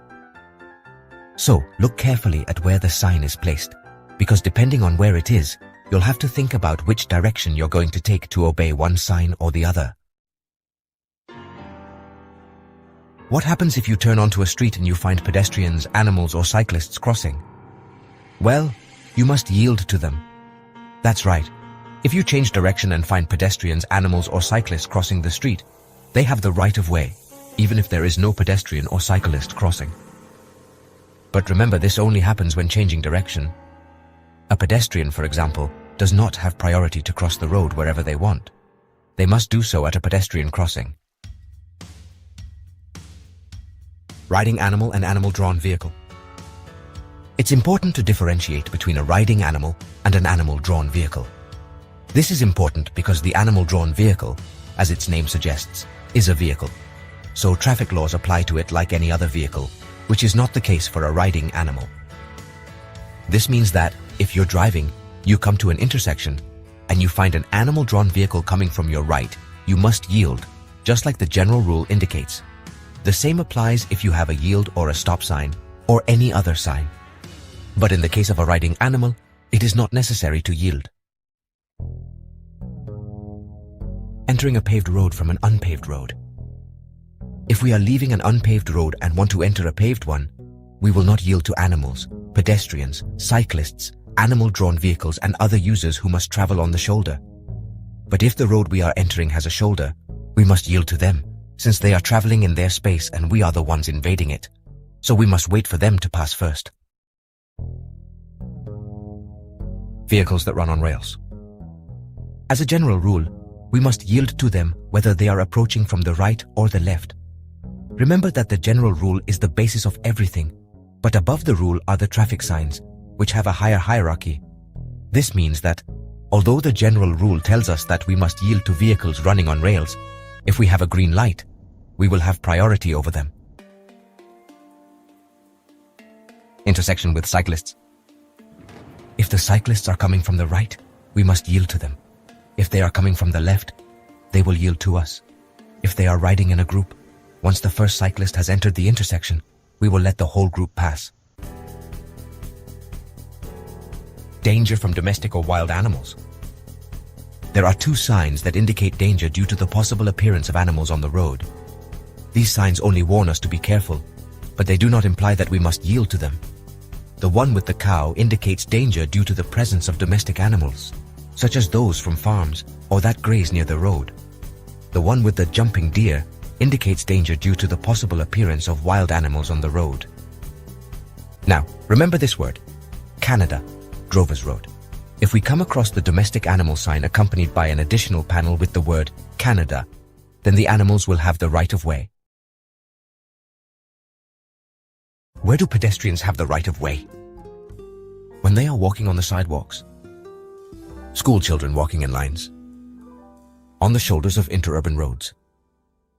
Troop formations and organized processions. And we must always pay special attention to children and elderly people. Emergency and roadside assistance vehicles. Emergency vehicles will warn you with visual and acoustic signals, and we should yield, keeping to the right, even stopping if necessary. Important note to remember for your exam. If they only have the visual signals on, we also yield, but if they only have the acoustic signals on, we don't. For example, there are drivers who are deaf and would not be able to notice. Private vehicles in emergency situations. Private vehicles in emergency situations. As we saw in previous topics, it's a regular car, and it can also have an emergency. It can signal this by using the horn, flashing its high beams, and waving a white handkerchief out the window.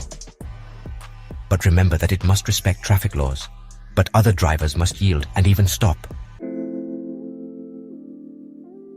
Priority in narrow passages, general rule, that is without signs. In narrow passages, as a general rule, if priority is not indicated by signs, the one who enters first has priority. In other words, if you arrive at a narrow passage and there is already a vehicle inside, you should not enter. Priority in narrow passages, with signs. If there are priority signs, the one with the blue square or rectangular sign, which is the one that gives priority, will pass first. Remember that in this case, no one has entered the narrow passage yet. Both are outside, and each one must know whether it is their turn to enter or wait.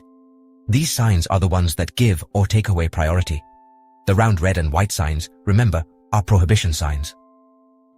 This one specifically prohibits passing if there is another vehicle that wants to enter the narrow passage from the other side.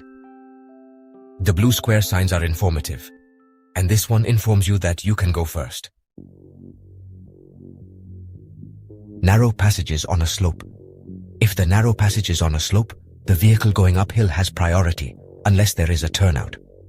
If there is a turnout, the one who has it should use it to yield. Priority when two vehicles meet inside a narrow passage. If both are of the same type, that is, either two cars or two trucks or two buses, and they cannot pass each other because they don't fit, one of the two must reverse, and it will have to be the one that has to reverse the fewest meters. And be careful, because this can be presented to you in two ways. First case, who goes first? The one who has to reverse more meters goes first. Second case, who yields? The one who has to reverse fewer meters yields, so clearly differentiate whether they are asking you about who has priority or who yields. Now, as in the previous case, two vehicles meet inside the narrow passage, but this time they are of different types. Now, the one with the greatest difficulty to maneuver will have priority, regardless of the distance it has to reverse. To know which vehicles have more priority than others, below you can see the list with the order of priority within a narrow passage. At the top of the list, with number 1, you can see the type of vehicle that has the most right of way over all the others, and at the bottom with number 10, the one with the least. 1. Special transports exceeding weight and dimensions. 2. Vehicle combinations, road trains, and articulated vehicles. 3. Animal-drawn vehicles. 4. Cars with light trailers and motorhomes. 5. Buses. 6. Trucks and vans. 7. Cars and mixed-use vehicles. 8. Special vehicles not exceeding weight and dimensions. 9. Three-wheeled vehicles, motorcycles with sidecars. 10. Two-wheeled vehicles, motorcycles, mopeds, and bicycles.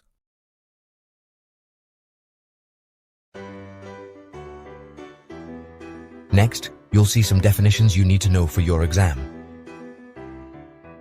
Vehicle. A vehicle is a device suitable for traveling on public or private roads. Special vehicles.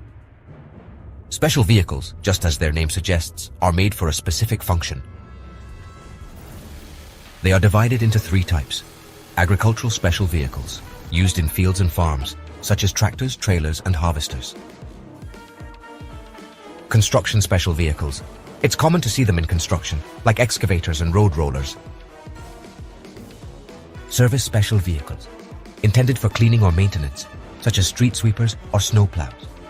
Important. Special vehicles are considered motor vehicles, but not cars.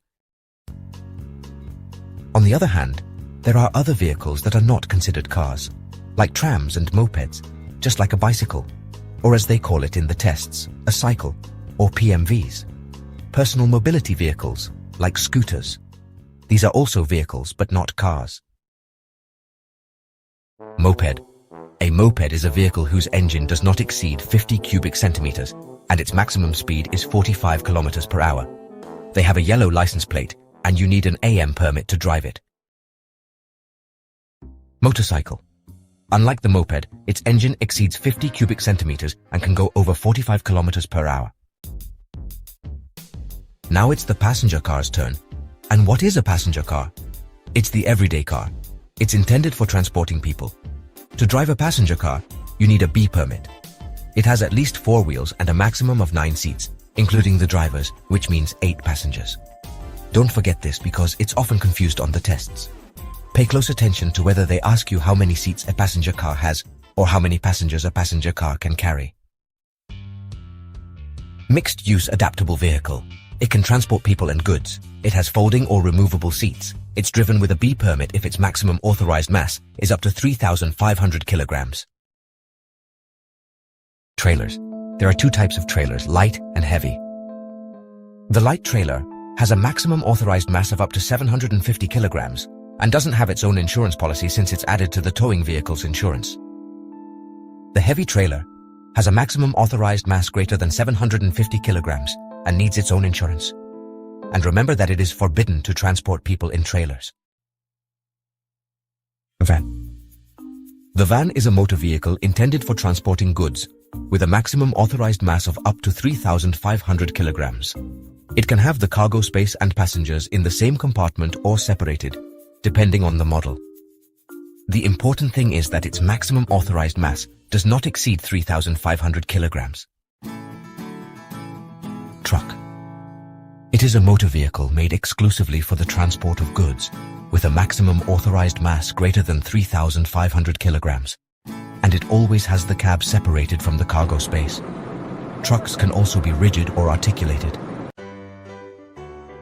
The bus. It is a vehicle designed for transporting people. It has more than 9 seats. To drive it, you need a D permit. Now, you'll see concepts related to the weight of vehicles. Curb weight. Curb weight is the total weight of the vehicle at a given moment, including its own weight plus the cargo, passengers, fuel, and any other transported items. For example, when you go to the supermarket, the vehicle has a curb weight, and when you leave after shopping and load the trunk, it will have a higher curb weight because you've already put the groceries in. Maximum authorized mass, MAM. It is the maximum permitted weight of a fully loaded vehicle. If the maximum authorized mass is greater than 3,500 kilograms, you need a C driving permit. Tara. It is the empty weight of the vehicle without cargo or passengers. Example, if your car weighs 2,500 kilograms and the maximum authorized mass is 3,500 kilograms, you can load 1,000 kilograms. Traffic information panels. Variable message panels indicate the traffic status with these colors. Green means flowing traffic. Yellow indicates irregular traffic flow with heavy traffic. Red shows difficult traffic flow with significant congestion. Black indicates interrupted traffic flow, road closed. If the panel is black, it is recommended to look for an alternate route.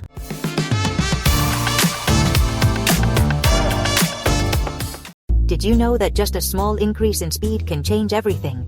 Your reaction time gets slower, your vision narrows, and every second counts way more than you think. In this lesson, you'll find out how speed affects your safety, what the difference is between reaction time and distance, and why tunnel vision can make you miss dangers right next to you. You'll also learn to recognize the maximum and minimum speeds for each type of vehicle and road, and understand when a speed is appropriate, moderate, or excessive based on traffic and road conditions. If this course is helping you, subscribe and hit the bell icon. That way you won't miss any updates or new tips for the exam. Now let's talk about speed. For safe driving, you need to understand that higher speed directly affects different things, which we'll look at now. Your ability to react gets worse the faster you go, because we're less able to handle the different problems that happen on the road. So, if your ability to react gets worse, it takes you longer to react because you're less able to process all the information. This means that at a lower speed, you can control the car and the traffic better. It's really important that you understand this for your driving test, since it's easy to make mistakes. Remember, if you get questions about reaction capacity, the answer is almost certainly that it decreases. And that's because you'll get questions about speed, alcohol, tiredness, and so on, and you'll be asked what happens to reaction capacity. You always have to answer that it decreases. But if you're asked what happens to reaction time, the answer is that it increases. Remember this, your reaction ability goes down, your reaction time goes up. Reaction time is the time it takes from when you see a problem on the road to when you react, like using the controls in your car. Normally, the average reaction time is between half a second and 1 second, so about 0.75 seconds, or 3/4 of a second. However, this time can be increased by factors like tiredness or exhaustion, alcohol or drug use, age and experience of the driver, distractions like using your cell phone or talking, and of course, road conditions like rain or poor visibility. Let's not mix up reaction time with reaction distance. Reaction time is the time it takes the driver from seeing a problem to actually doing something about it, like hitting the brakes or turning the wheel. It's usually between half a second and a full second, something like 0.75 seconds. And reaction distance is how far the car travels from the moment the driver sees the danger to when they actually start braking or steering. Now, let's compare the reaction distance at a speed of 90 km per hour and at 120 km per hour, with a reaction time of 1 second. If you need to stop the car and you're traveling at 90 km per hour, you'll travel 25 meters from the moment you think about braking to when you actually press the brake pedal. And at 120 kilometers per hour, it's 33 meters. So, in summary, at 75 miles per hour, you travel an extra 26 feet before you even hit the brakes, compared to driving at 55 miles per hour. And that brings us to our next point. Now, you've pressed the brake. The braking distance is the distance your car travels from the moment you hit the brakes until it comes to a complete stop. The length of the braking distance depends on several things you need to keep in mind, like your speed, how much stuff you're carrying in your car, or the condition of the road and your car. Braking on a dry road is different than braking in the rain. Think about hydroplaning, for example. It's also very different braking on a dirt road compared to a paved road. So, remember these 4 ideas. Responsiveness goes down. Reaction distance goes up. Reaction time goes up. Braking distance depends on road conditions, cargo, and the vehicle. Braking distance is the distance your car travels from the moment you start to react. In this case, by hitting the brakes. It's the distance the car travels from the moment you press the brake pedal until it comes to a complete stop. Speed also affects your vision. At high speeds you get something called tunnel vision. Tunnel vision happens when we drive really fast. Basically, it means we can't see things on the sides as well. The faster you go, the less you see around you. It's like your eyes forget to look to the side, and that can be really dangerous. You might miss a street sign, a person walking, or a car coming from the side. Plus, it'll be harder for you to react to surprises, which makes accidents more likely. To understand tunnel vision, imagine you're looking through a tunnel. You can see what's right in front of you, but the sides get blurry, or even disappear completely. This happens because at higher speeds, our brain focuses only on what's most important so we can react quickly. Anything off to the sides gets ignored. Driving faster also leads to more stress, aggression, and tiredness. Next, you'll see some definitions that determine how fast you're driving. Moderate. If you're driving at a moderate speed, it means you're staying within the maximum and minimum speed limits set for that road. Too fast. If you're driving at excessive speed, it means that even if you're not breaking the speed limit, it's not appropriate for the conditions. For example, the speed limit on the highway might be 75 miles per hour, but if it's snowing, you obviously can't drive 75 miles per hour because that doesn't fit the circumstances. Appropriate. When it's adjusted to traffic conditions, visibility, signs, the road, the lanes, the driver, and the weather. Design speed. The fastest safe speed for a particular road design. It's determined by the road's shape and features, like curves, hills, and lane widths, to make sure cars can drive safely and smoothly. Before we look at the maximum and minimum speeds for different vehicles on different roads, you should remember the following. Required use of high beams. If you're driving on a dimly lit highway at more than 40 kilometers per hour, you must turn on your high beams. Watch out! If you're asked if you're on a well-lit highway and you answer that you need to turn on your high beams, that's wrong. The question specifically mentions well-lit and not. Pay close attention to the details sufficiently or insufficiently lit, because that's key to the right answer. The question could also be phrased differently. If you are driving on a dimly lit country road and are driving exactly 40 kilometers per hour, you can turn on your high beams if you want to, but you are not required to, since you are not exceeding 40. And remember, using high beams within city limits is prohibited. This means you only have to use your high beams outside of cities, on poorly lit roads, if you're driving faster than 40 kilometers per hour. At 40 kilometers per hour or less, it's your choice whether to use them or not. So there are 3 things that must be true for you to use your high beams. First, you have to be outside of a city. Second, the road must be poorly lit. And third, you have to be driving faster than 40 kilometers per hour.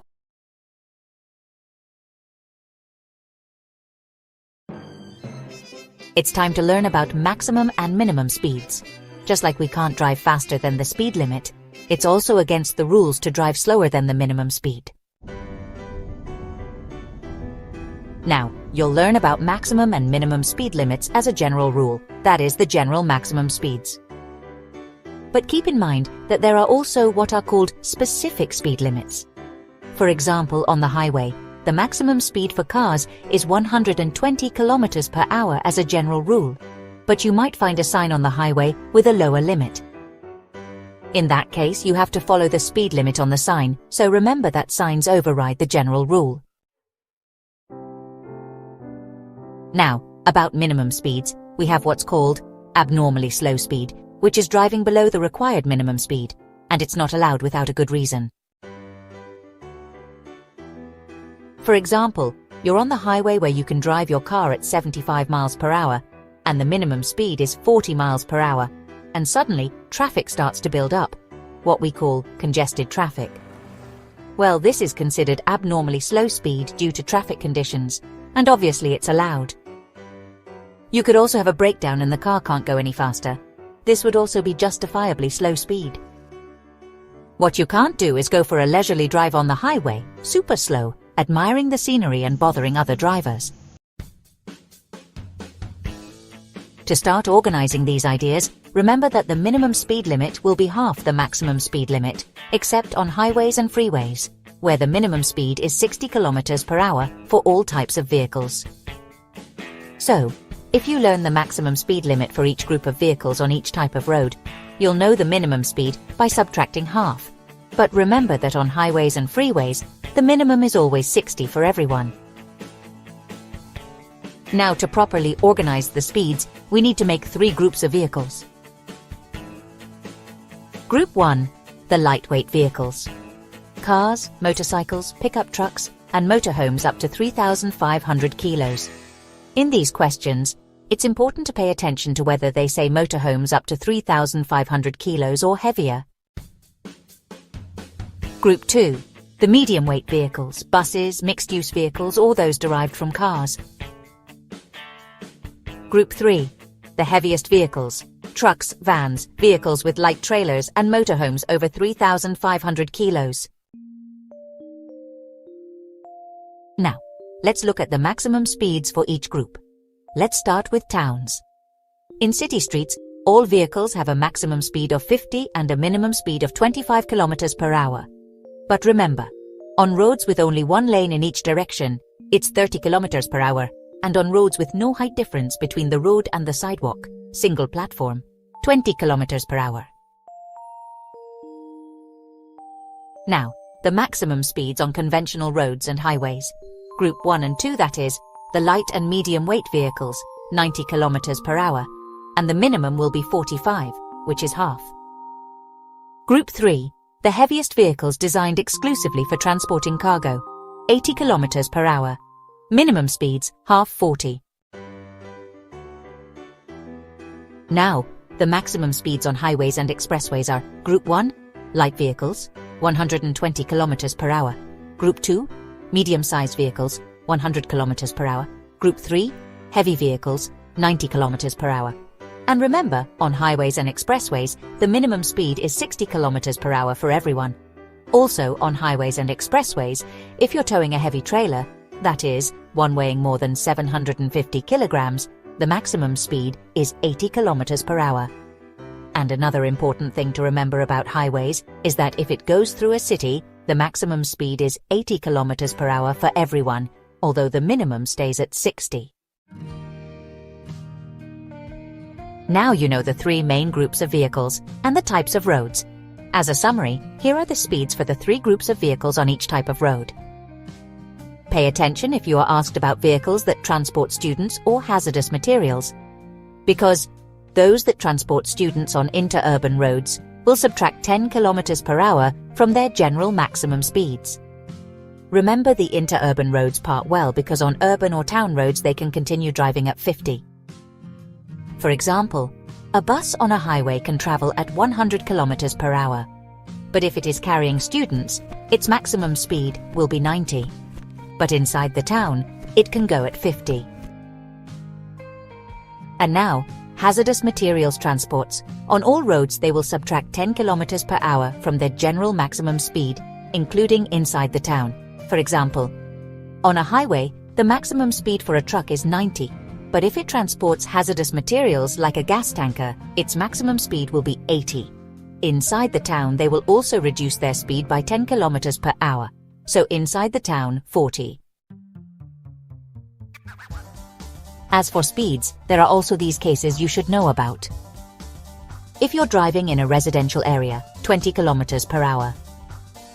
Cycles, mopeds, light quadricycles and vehicles for people with reduced mobility, 45 km per hour.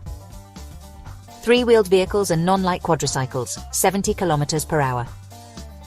Special service vehicles, 40 km per hour. Special service vehicles with a trailer or without brake lights, 25 km per hour. 30 km per hour zone sign. This sign means the fastest you can go is 30 km per hour for all vehicles, and very important, pedestrians have the right of way. Pay attention to this. If, when entering a town, you see a speed limit sign next to the town entrance sign, it means that speed limit applies to the whole town. It's important to see if the sign is right next to the town sign, vertically aligned, or if it's before or after it. If the speed limit sign is before or after the town sign, it means that speed limit is only for that street. If you change direction, that speed limit no longer applies. Remember, only if the sign is vertically aligned with the town sign does it mean the speed limit must be followed in the entire town.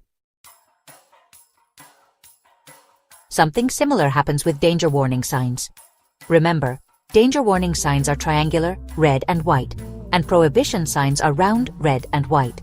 With speed limit signs, if you see them under a danger warning sign, it means that the speed limit must be followed only during the danger shown by the triangular sign. Example, If you see a danger warning sign for a speed bump with a speed limit sign of 20 km per hour underneath, it means you should only go 20 km per hour when going over the speed bump. After you've passed it, you can go the regular speed limit for the road. Important, only maximum speed limit signs apply during the indicated danger. If you see another prohibition sign, for example no overtaking, it doesn't end with the indicated danger, it continues for the entire road. Types of speed limit signs. A round white and red sign shows the maximum speed limit. If it's round and blue, it's a minimum speed limit. And if it's a rectangular or square blue sign with white numbers, it's for information. It shows a recommended speed range, as long as conditions allow.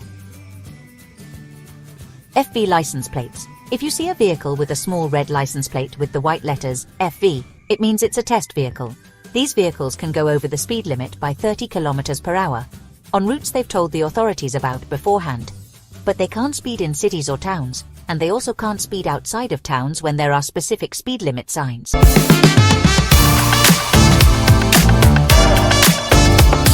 Many drivers don't realize that a bad load distribution or a poorly used light can cause an accident in seconds. In this lesson, you'll discover how to properly carry luggage, how children should travel in the car, and what rules apply to transporting goods or trailers. You'll also learn when to use low beams, high beams, or fog lights without making the most common mistakes on the test. And most importantly, you'll understand how all of this directly affects the active and passive safety of the vehicle. Let's go. Lesson 5 of the free theoretical driving course begins now. If this course is helping you, subscribe and hit the notification bell. That way, you won't miss any updates or new tips for the exam. Now we're switching gears to a new topic, and we'll begin with cargo. The first thing you should know about packing cargo is that it shouldn't reduce the driver's vision or mobility. It shouldn't block signal lights or headlights. And if the cargo causes bad smells, dust, or any kind of debris, it must be covered. Also, the load directly affects the vehicle and how you drive. The heavier your vehicle, the more gas it uses, the longer it takes to stop, and the less stable and quick it is. Also, keep in mind that, whenever possible, loading and unloading the vehicle should be done on the side closest to the sidewalk. And it's important to remember that you cannot leave the cargo on the street. That is, neither on the sidewalk nor on the road. You must move it from the vehicle directly into the building. Next, you'll see how we can carry cargo in a vehicle. But for this, we have 3 groups. Cars, two-wheeled vehicles, and cargo vehicles. Passenger car, like a regular car. In a passenger car, the cargo, as a general rule, can't stick out from the front or the sides, but it can stick out from the back. Divisible load. If the load can be split up, it can stick out from the back by 10% of the car's length. Indivisible load. It can stick out from the back 15%. The rest of the load must go inside the trunk, and when it doesn't all fit in the trunk, we can put it in the back seats, putting the seatbelt on it to prevent it, in case of sudden braking, turns, or an accident, from flying inside the car and causing injuries. And lastly, we can hook up a trailer or install a roof rack. In both cases, using them will affect driving and speed. Transporting minors, children traveling as passengers in a vehicle, must ride in the back seats. And of course, with their seatbelts properly fastened. Once they are taller than 1.35 meters, they can ride without a car seat and can also sit in the front passenger seat. If they are shorter than 1.35 meters, they must ride in the back seats with an approved restraint system, a car seat. You can only put another child in a car seat in the front passenger seat when the back seats are already occupied by other children in their car seats, or in the case of two-seater vehicles that don't have back seats. Important. If the car seat is in the front passenger seat, it must be placed facing backwards, and you have to turn off the front passenger airbag. The passenger airbag. It disconnects easily by turning the connector to the off position. You might also be driving a very old or classic car. In that case, it might not have seat belts. Well, in these vehicles, children under 3 years old cannot ride, and if they are 3 years old, they must ride in the back seats. And remember that the safest seat is the center rear seat. Now let's see how cargo goes on two-wheeled vehicles. On two-wheeled vehicles, or vehicles less than 1 meter wide, the load can stick out from the back and the sides. From the back, 25 centimeters or 0.25 meters. From the sides, the maximum is 50 centimeters, or what is the same, 0.50 meters. In the front, it can't stick out. Now be careful, because two-wheeled vehicles can also tow trailers, but the trailer should not weigh more than half of the empty weight of the towing vehicle. Remember that the empty weight is the weight of the vehicle without anything in or on it. Also, if towing a trailer, a two-wheeled vehicle cannot do so at night or in bad weather conditions that reduce visibility. And as with other trailers, it is forbidden to carry people. So remember this well, as they can be common questions on tests.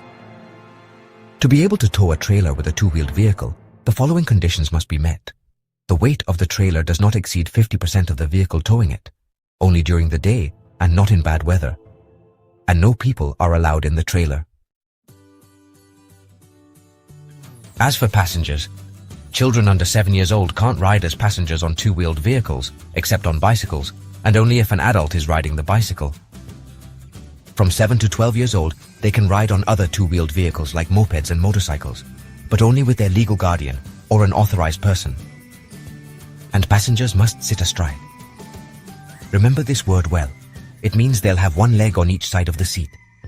Obviously, both the driver and passenger will wear a helmet. About helmets on bikes, cyclists under 16 years old must wear a helmet on all roads.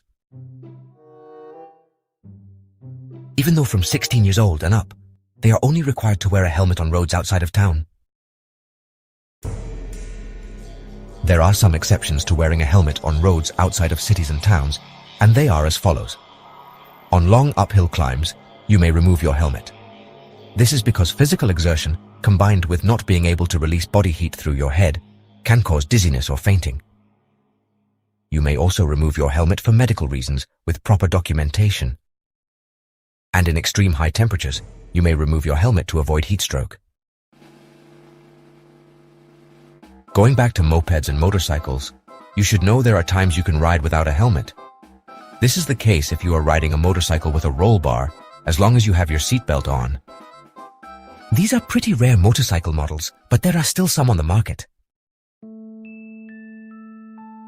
Let's talk about vehicles that carry cargo. In cargo vehicles like trucks and vans, the cargo can stick out from the sides, the front, and the back.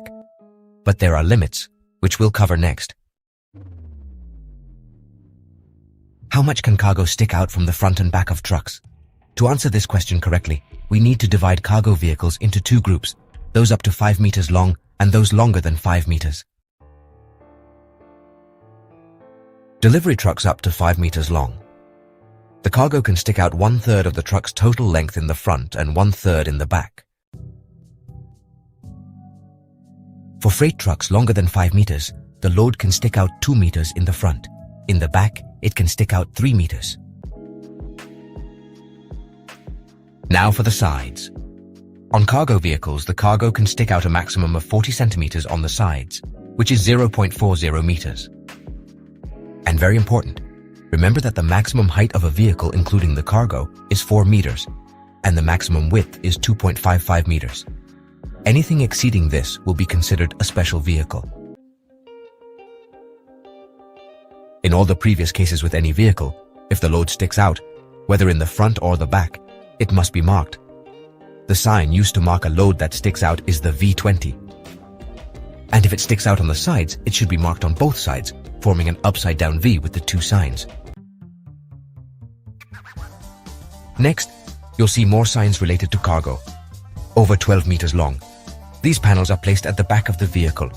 This way, drivers who intend to pass already know that it's a very long vehicle, over 12 meters long. Dangerous goods. This sign shows that this vehicle is carrying dangerous goods. Slow-moving vehicle. And this sign isn't related to the cargo, but it's important to see it so you don't confuse it with warning triangles. It's placed on the back, and it means the vehicle can't go faster than 40 kilometers per hour. Now, about those warning triangles. Remember, starting January 1st, 2026, you need to replace them with the V16 warning light. This light needs to be connected to the DGT, Directorate General for Traffic.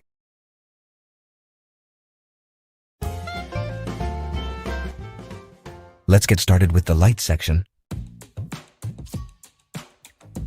Lights are an active safety feature. Later, we'll show you more active and passive safety features, but you should know up front that active safety is what's working while you're driving to prevent you from having an accident. Passive safety kicks in once an accident has already happened, and its job is to minimize the damage. Lights have three jobs: to see, to be seen, and to signal. Also, you should know that it's against the rules to install lights or reflectors that aren't specifically allowed. In previous sections, we talked about poorly lit roads, but what exactly is a poorly lit road? A poorly lit road is one where you can't read the license plate of the car in front of you from 10 meters away. Or they might also tell you it's when you can't make out a dark vehicle from 50 meters away. Okay, after all these concepts, let's move on to classifying all the lights a vehicle must have installed to drive on public roads. Position lights. They are used to show our position on the road and our width. With the position lights, you won't be able to see anything if you drive at night. They are only so that others can see you. Color of the position lights. The front ones are white, the rear ones are red. But watch out! Vehicles longer than 6 meters must have side position lights, and these will be amber. Amber is the color of the turn signals. Regarding the 6 meters, you have to make very sure that it is more than 6, because if it measures exactly 6 meters or less, it will not be required to have side position lights. When do we use position lights? First of all, and very important, you cannot drive with only the position lights on. And when we talk about driving, we mean the vehicle in motion, because later you'll see that there are times when you can use only position lights, even if the vehicle is not moving. So to drive with position lights, you'll do it along with the low beams or high beams. That is, along with the low beams or the high beams, and you must do it between dusk and dawn, or in bad weather conditions. Now, when do we use only parking lights? When parking on a city street or road that isn't well lit. Pay close attention to the word insufficiently, because if the test question says you're parking on a well-lit street, you shouldn't leave your parking lights on. Only if it's poorly lit should you use them. It's really important to remember these details to answer the questions correctly. In this case, we can substitute the position lights, which are 2 white lights in the front and 2 red lights in the back, with the parking light. With the parking light, the position lights on one side of the vehicle turn on. It's turned on by taking the key out of the ignition and moving the turn signal lever to either side. By doing this, the position lights on the side of the turn signal you've activated will stay on. This way, you use less battery power, since half the lights are on. This is because when the engine is running, the alternator charges the battery. But with the engine off, the alternator doesn't work and doesn't charge, so the lights will drain the battery. So remember, with the engine running, the alternator provides electricity, and with the engine off, the battery does. You should also leave your parking lights on if you stop on the shoulder of a highway at night, or even during the day if there's bad weather. And if you stop inside a tunnel or enclosed area, leave only your parking lights on so people entering the tunnel can see you clearly. Low beam headlights. Low beam headlights should not blind other drivers. If they do, they need to be adjusted. Their main purpose is to improve visibility when it's dark or hard to see, and to make sure other drivers can see your car. When should you use your low beam headlights? Obviously at night, that is, between sunset and sunrise. You also have to use them in additional or enabled lanes going the opposite direction, as well as in reversible lanes, and also in tunnels or sections of road with a tunnel sign.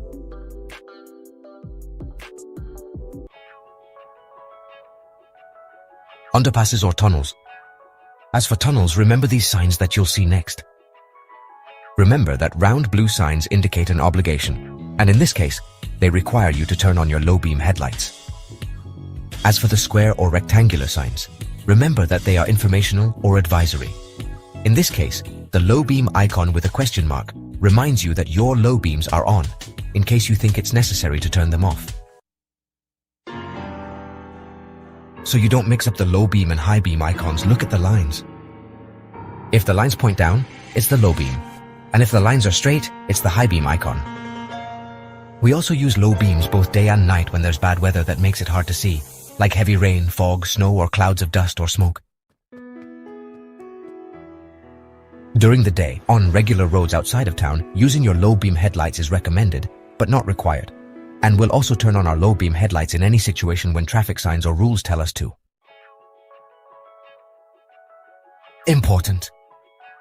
Keep in mind that motorcycles and mopeds must always have their low beam headlights on, both day and night, and on all roads. This is because being smaller and narrower, they are harder to see on the road. Keep this in mind. Low beam headlights shouldn't cause glare, but some things can make them glare, like suspension failure. When the suspension fails, the car can bounce a lot to the point that it lifts the front end, and with it, the headlights. Load in the back. Imagine a car with a loaded trunk and passengers in all the back seats.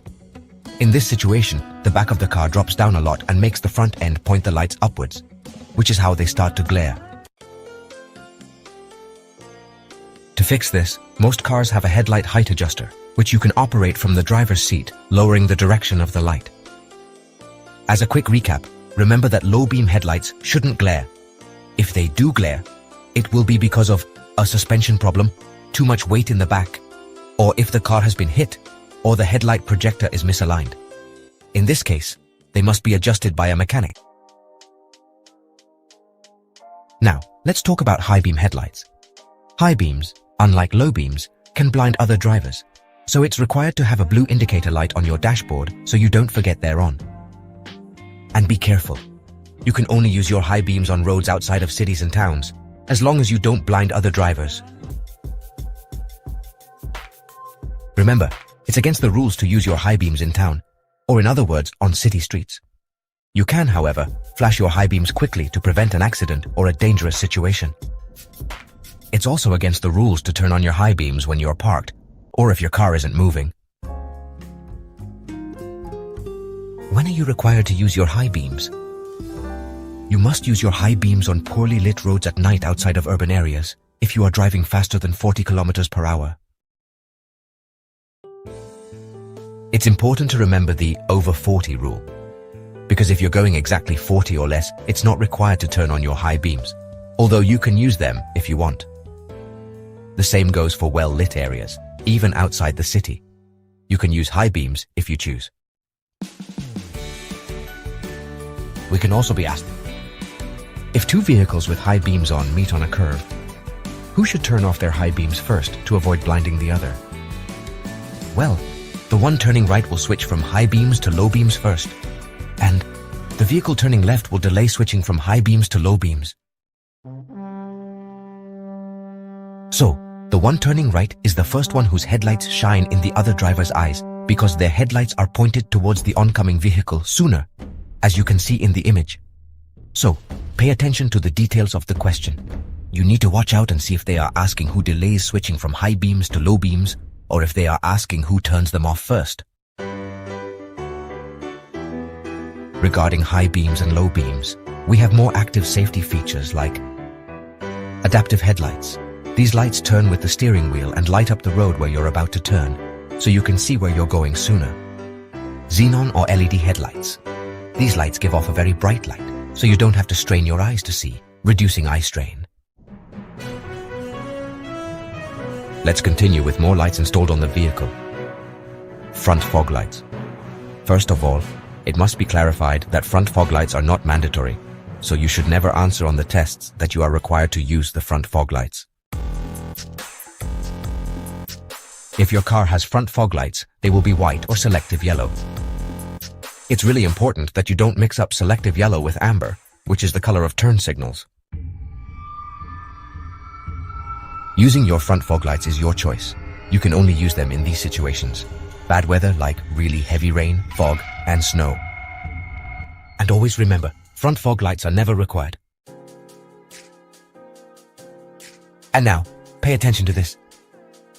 If you are driving at night on a road with dangerous curves and there's a sign indicating it, you can optionally use your front fog lights as they light up the area of the road close to the car, making it easier to see around the curves. But be very careful, because to use your front fog lights in this situation, 3 things must be true. It must be nighttime, the road must have dangerous curves, and there must be a warning sign. If all 3 of these aren't true, it's against the rules to use your front fog lights. Rear fog light. The rear fog light is a very bright red, and it is required to have one installed in your vehicle. However, you can't use it in every situation, as it can blind the drivers behind you, and for this reason there's a warning light on the dashboard that shows when it's turned on. Also, you can have 1 or 2 rear fog lights. If you only have one, it will be on the left side of the rear or in the center. If you have 2, there will be 1 on each side of the back of the car, and they will be symmetrical. Now pay close attention to the following, as it's a common reason for mistakes on tests. You can only use your rear fog lights in these situations. Very heavy rain, rear fog lights required. If the test says heavy rain or just rain, it's against the rules to use them. It must say very heavy. Heavy snow, rear fog lights required. If the test just says snow, you can't use them. Dense or thick cloud of dust or smoke, rear fog lights required. If it just says dust cloud or smoke, it's against the rules to use them. It must say dense or thick. Reverse lights. The reverse light is mandatory. It's installed in the rear and is white. It turns on automatically when you select R on the gear shift. Just like the rear fog light, you can have 1 or 2. If you have 1, it will be on the right side. Don't mix it up with the fog light, which if you only have 1 will be on the left or in the center. If you're towing a trailer, it's not required to have a reverse light, although it's optional if you want to install one. Clearance lights. These lights are only on large vehicles. They show how wide the vehicle is. They are white in the front and red in the back. Remember this carefully, because it's a common mistake on the test. Clearance lights only show width, not height. Clearance lights are required for all vehicles wider than 2 meters and 10 centimeters. And they're optional for vehicles between 1 meter 80 centimeters and 2 meters 10 centimeters wide. It's really important to remember the detail of over 2 meters 10 centimeters, because if it measures exactly 2 meters and 10 centimeters, it's not required to have clearance lights. It must be wider than 2 meters 10 centimeters to be required. The hazard lights turn on all the blinkers at the same time, so they are amber yellow. They are used to show that our vehicle is blocking the road, either because it has broken down or because of an accident. There are 2 mandatory brake lights at the rear of the car. They are bright red, brighter than the tail lights, but not as bright as the rear fog lights. Most cars also have a 3rd brake light located at the top center of the rear windshield, but remember, it's not required. The brake lights turn on automatically when you press the brake pedal. They are also used to warn of sudden braking by repeatedly pressing the brake pedal, so the lights flash and are more visible to the vehicle behind us. The correct and main way is to give repeated taps on the brake pedal. Although it's optional, use your hazard lights in emergencies or traffic jams. Reflectors bounce light back without needing any electricity. White ones go on the front, red ones on the back, and amber or yellow ones on the sides. Reflectors can be any shape except triangles. Red triangles are only for the back of trailers.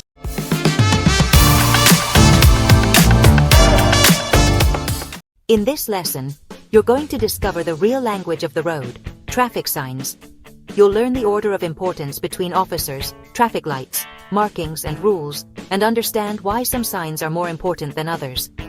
We'll also look at horizontal signs, vertical signs, special traffic lights, and temporary and circumstantial signs, with real exam examples that confuse many students. Plus, you'll learn to identify what yellow markings mean, the triangular warning signs, the supplementary panels, and how to correctly read traffic lights for vehicles, buses, trams, or bicycles. Basically, everything you need to know to pass your written test and drive safely. Subscribe so we can keep bringing you free content for your exam. Let's start Lesson 6 of the free driving course from B por Libre. Let's explore the world of traffic signs. You should know that there are 5 groups of signs, and within these 5 groups, some signs are more important than others. But first, you need to know the most important thing, the order of priority for traffic signs. It's really important that you learn this order to pass your written test and to drive safely once you get your license. Now you'll see from highest to lowest the order of priority for signals. 1. The police officer. They override all other signals. 2. Temporary signals or markers. 3. Traffic lights. 4. Vertical signs. 5. Road markings. And below all the signs is the general rule, which is what we must follow if there are no signs. For example, if you arrive at an intersection without any signs, the person coming from the right has the right of way. But if the person coming from the right has a yield sign, you go first, because the sign overrides the general rule. Following the list, let's look at an example. If you see a stop sign painted on the ground, but at the same time a green traffic light, you should not stop, since the traffic light overrides the road markings. But if you come to a green light and a police officer tells you to stop, you must obey the officer as they override all other signals. You might also find an intersection with a stop sign painted on the ground and a yield sign. In this case, even though the stop sign is more restrictive, since it's a road marking, it's overridden by the vertical sign, so you must obey the yield sign. Let's start looking at the different groups of signs. Road markings, also called pavement markings, come in different types. They are at the bottom of the priority list when it comes to road signs. Stop lines show you where to stop to follow the directions of a sign, like a yield, a stop sign, or a red light. If it's for a red light or a stop sign, the line will be solid. If it's for a yield sign, the line will be broken. Now let's look at the different types of road markings.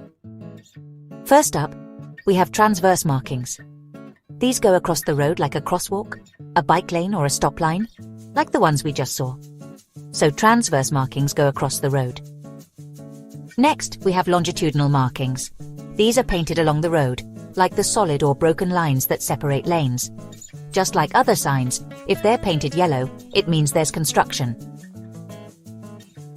Another type of road marking are arrows, numbers, or directions painted on the road. Lane-ending arrows. They are straight and diagonal inside a lane. They show that the lane is ending soon and you need to move to the lane the arrow points to. Return arrows. They are curved, painted between broken lines. They tell you that a solid line is coming up and you need to go back to the right lane if you are passing. Bike lane. 2 dashed lines across the road and parallel to each other. Crosswalk. Lines that go across the road, parallel to the road's edge. Did you see the difference? With the bike lane, the lines are parallel to each other. But at the crosswalk, they're parallel to the edge of the road. You need to pay attention to these little details. That's how you'll pass your written test.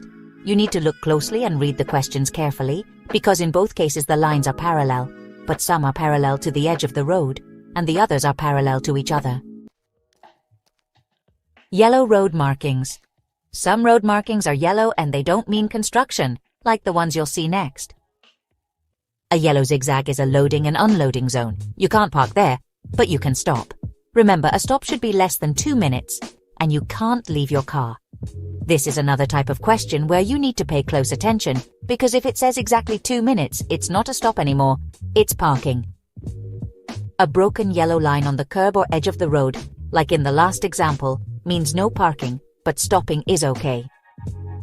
A solid yellow line, when it's painted on the edge of the road or on the curb, means no stopping or parking. A yellow grid means no stopping. You'll find these in the middle of intersections, so if you see traffic stopped on the other side of the intersection, you must stop before entering the yellow grid. Now watch out for trick questions. If they ask you, "Are you allowed to make an emergency stop on a yellow grid?" you should answer yes, because it's an emergency. Let's say you're driving over a yellow grid and your engine suddenly stops. Since it's a breakdown, it's considered an emergency stop and you have no choice but to stay there until a tow truck comes to get you. Okay, we're done with the yellow road markings, but we'll continue with more road markings that you need to know. Red checkerboard. It looks like a checkerboard, painted red and white. It shows the entrance to an emergency braking lane. Stopping and parking are not allowed here. When the dashed lines get shorter and shorter, it means they'll soon become a solid line, similar to what the return arrows indicate. Wider longitudinal lines mark a reserved lane, for example, a bus lane. If the lines become dashed, you can enter to change direction. You'll also see wider lines in acceleration or deceleration lanes for entering or exiting the highway. Another special lane with a wider line is the weave lane. These lanes allow both entering and exiting a roadway. This is the edge line. It separates the shoulder from the roadway. It's not considered a lane marking. Its job is to show the edge of where you can drive and to separate the road from the shoulder. Parking lines. These lines show you where to park. They can be white, for free parking, blue or green, for paid parking. Green spaces are usually more expensive and are for people who live nearby. Dragon's teeth. These are triangles painted on the side of the road. They tell you to slow down because you're coming up to slower traffic, like when you're entering a town. The shape of the triangles creates a visual effect that makes drivers slow down. Double continuous lines with a red zone in between. These mark a high accident zone. Since there are two continuous lines, it's completely forbidden to cross them. White zigzag lines. These are also placed on the edges of the lane. They tell you that you're coming up to a pedestrian crossing, so you need to slow down. Wavy lines. These mark a school zone. Be extra careful here. Kids might be crossing the street or playing nearby. A green line on the edges of the road means you're in a section controlled by a speed camera. A speed camera at the beginning of the section will read your license plate, and another one at the end will read it again. If you finish the section faster than allowed, it means you've exceeded the speed limit and it will take your picture as you exit. To finish up with road markings, keep in mind that when it rains, there is humidity, or there is fog. They can be very slippery. Be especially careful if you're riding a two-wheeled vehicle. And don't forget, road markings are the least important. Now we'll explain the vertical signs, which are more important than road markings. Vertical signs give us information based on their shape and color. And there are 4 types of vertical signs, so it's really important that you know how to tell them apart correctly. White and red triangular signs.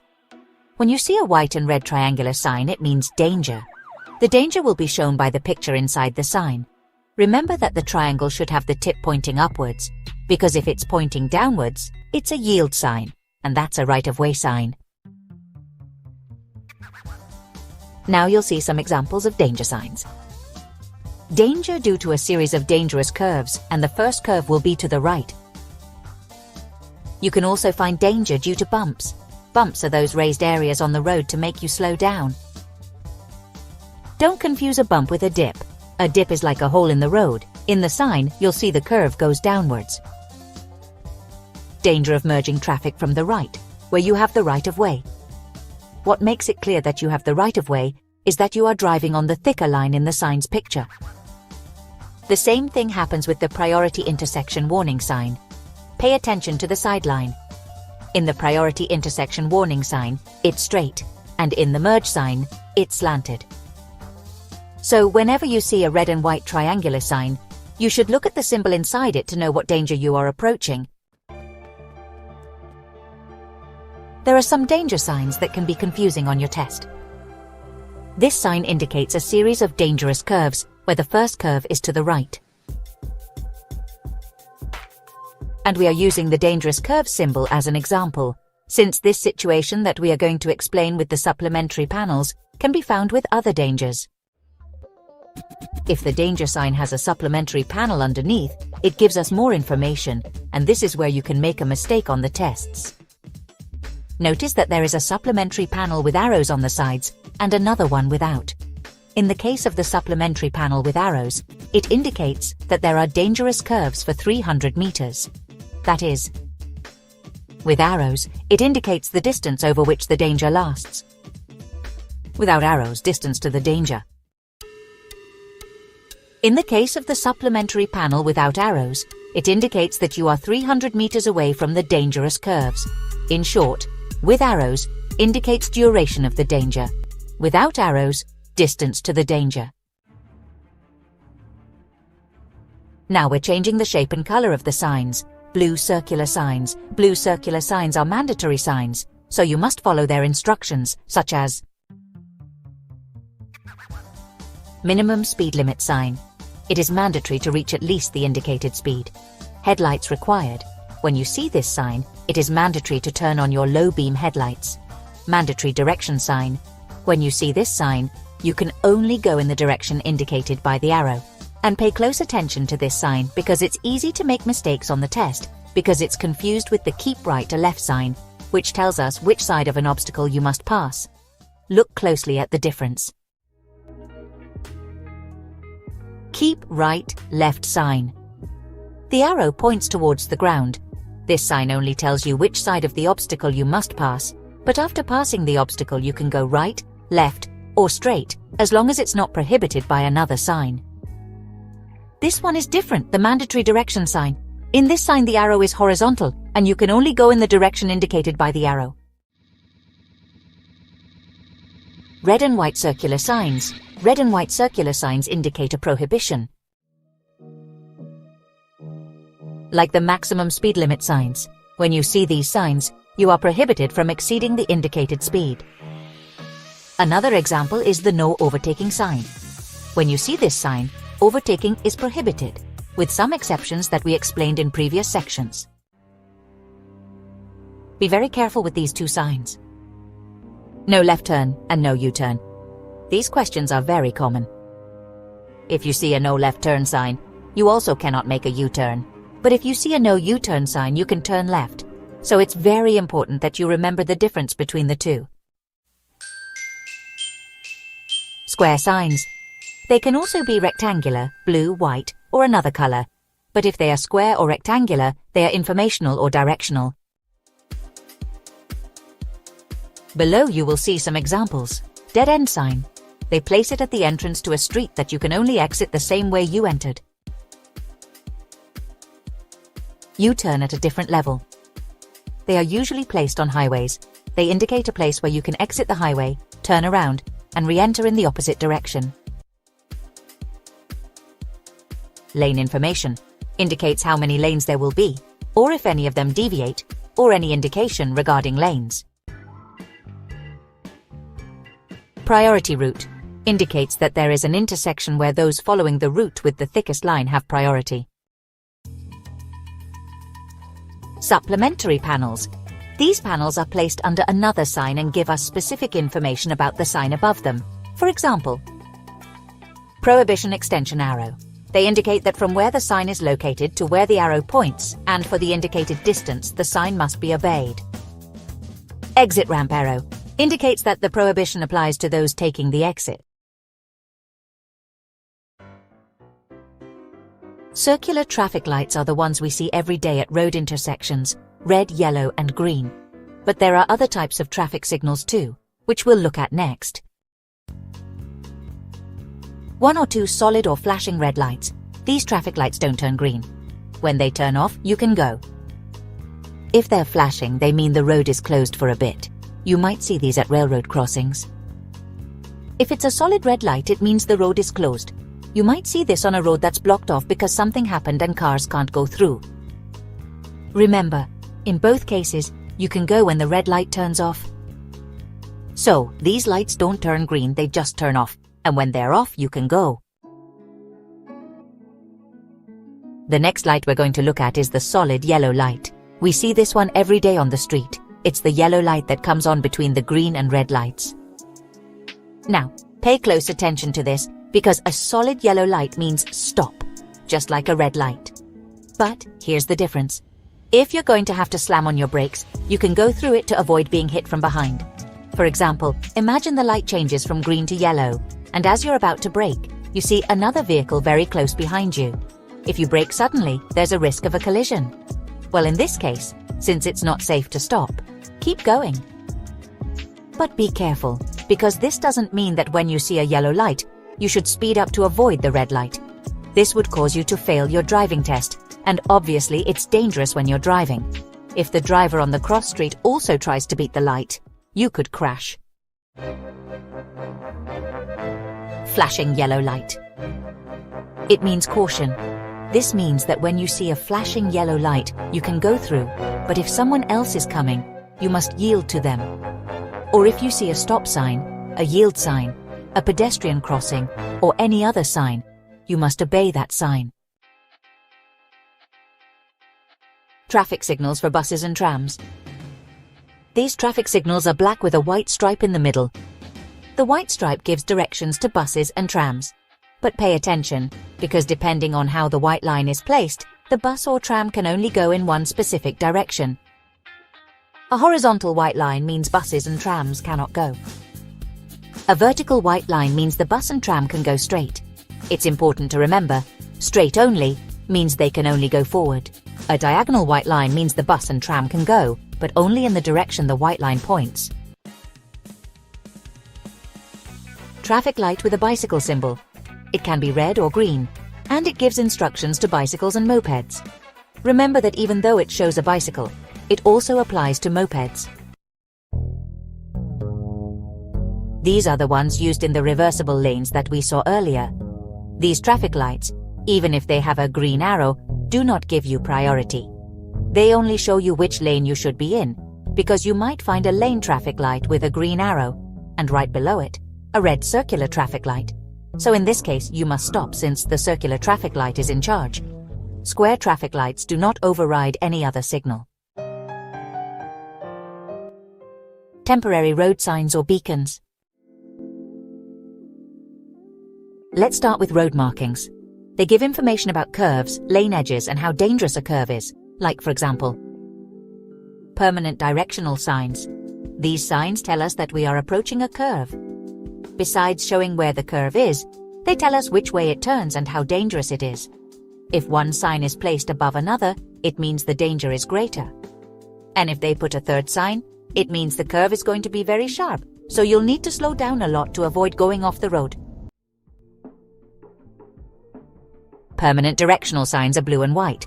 They're called permanent because they mark the fixed layout of the road. Don't mix them up with temporary directional signs, which are red and white.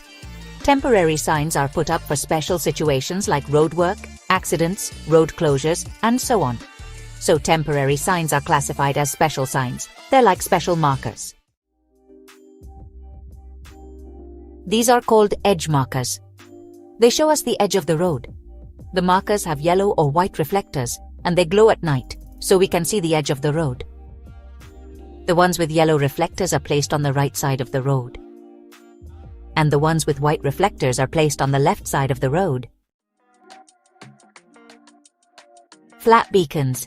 They mark the edges of the road, bridges, walls, or other obstacles. There are also beacons that tell us about an upcoming highway exit, but in this case, they show us a distance, and depending on which way the lines on the beacon point, they show whether the exit is on the right or the left. Intersection markers. These markers show a fork in the road. They are also reflective, so they can be easily seen at night. Road studs. Road studs are built into the road or on guardrails. They reflect light and show us the edges of the road. Like the raised pavement markers, they are yellow on the right and white on the left. Horizontal road studs are the ones on the ground. And the barrier ones are on the guardrail itself. Temporary road signs. Temporary road signs give us information for a short time, like for construction, accidents, and things like that. For example, some temporary signs are cones, barriers, lights, or even those electronic message signs that can give us up-to-the-minute information.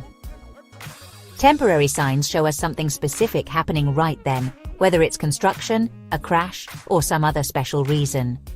Remember, when signs are yellow, it means construction work. Also, we can find different things that give us directions, like fixed and movable barriers, flashing yellow lights, flags, and cones. When you see flashing yellow lights, cones, or flags, they make an imaginary line that you can't cross.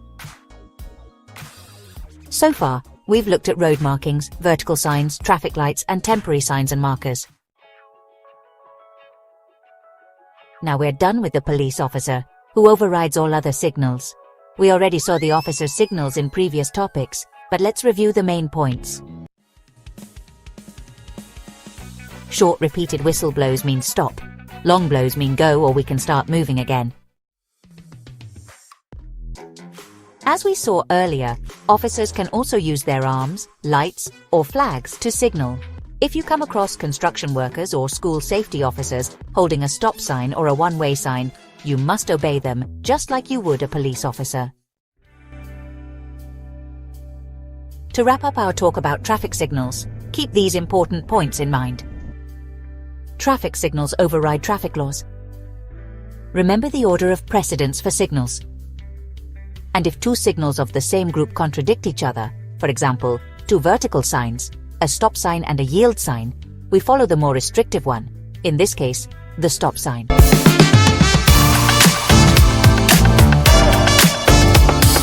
Did you know that driving with an expired document or not having your vehicle inspection up to date can cost you more than just a fine?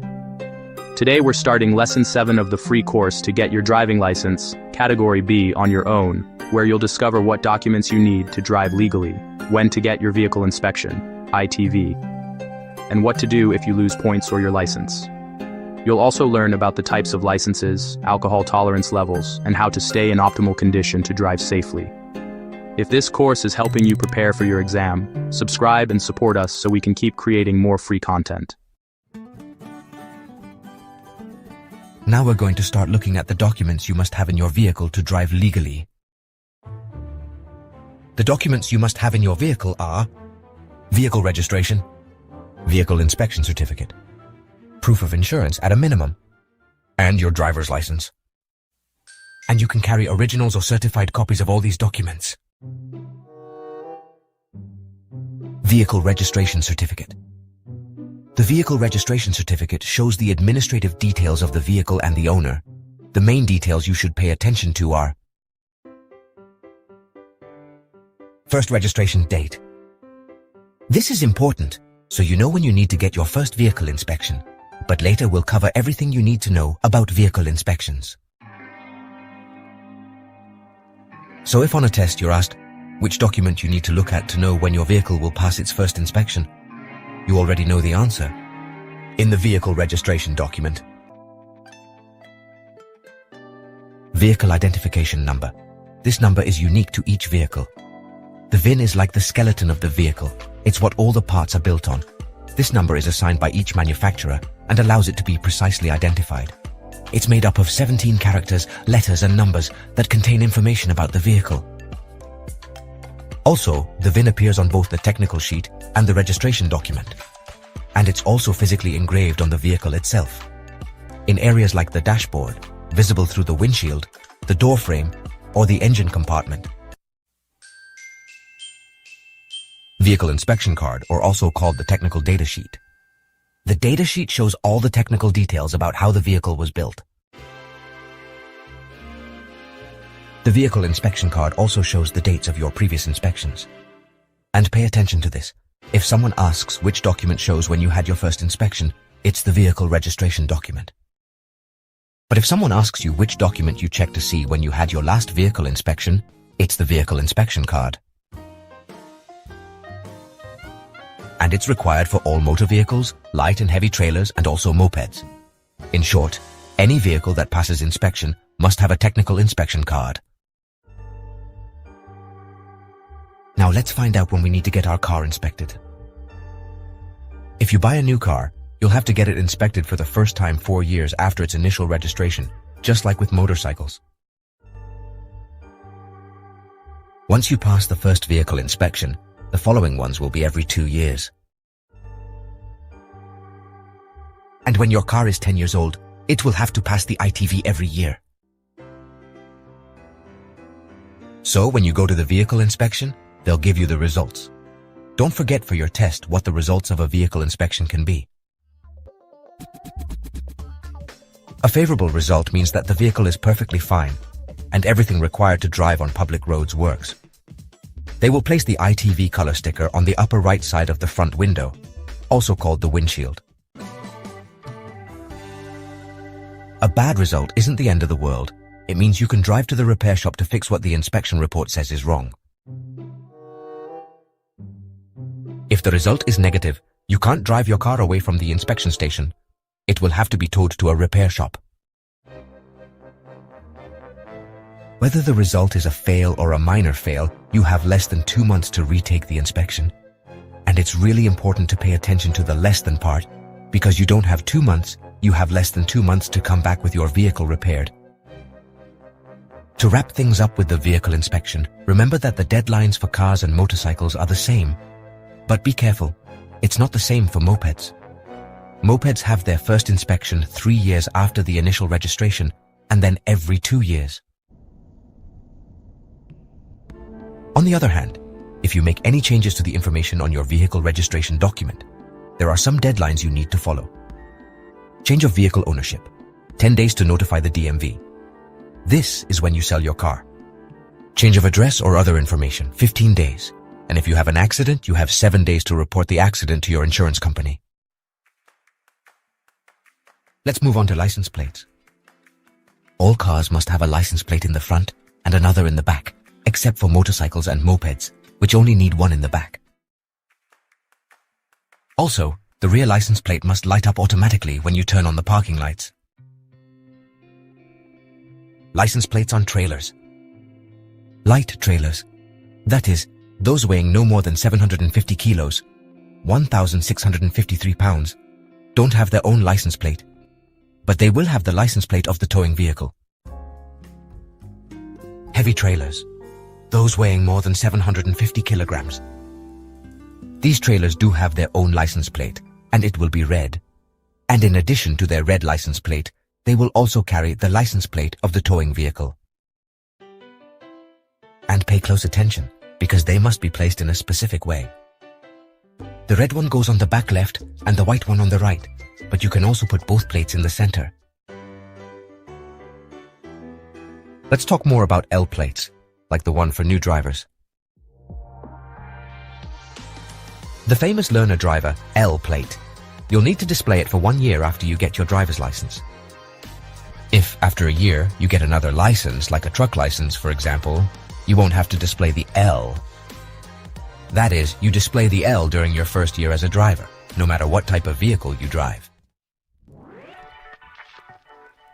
Another example is if at 16 you get your A1 permit, which is for riding motorcycles up to 125 cubic centimeters.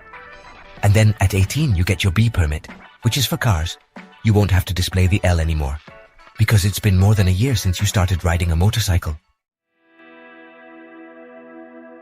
Restricted blood alcohol level for 2 years, for new drivers with less than 2 years of having their license, and professional drivers like bus drivers, truck drivers, taxi drivers, and so on. In breathed air, 0.15 milligrams per liter, and in blood, 0.3 grams per liter. The air measurement is done by the police at the roadside checkpoint with the breathalyzer. Make sure you don't answer alcoholmeter on the tests, because you'll get the question wrong. The device that measures alcohol in the air is called a breathalyzer. Watch out for trick questions on the test. Sometimes they'll say a new driver can have a breath alcohol level of 0.15 grams. It's easy to see the 0.15 and not the units. Blood alcohol is measured in grams, but breath alcohol is measured in milligrams. So pay close attention to those little details when you're reading the questions on your driving test. With a B license for 3 years, you can ride a 125cc motorcycle. Right now, if you've had your B license for 3 years, you can ride a 125cc motorcycle. Let's talk about another detail of the L plates. The L plate for new drivers must be approved. It should be 19.5 centimeters tall and 15 centimeters wide. You'll have to place the L on the back of the car on the upper left corner of the rear window. You should also know there's another L sticker, a blue one. Driving school cars use this one. They have to display one on the front and another on the back. So when you get in the car for your driving lesson, you'll see it. But there's something else to keep in mind when you're practicing. You're not the driver.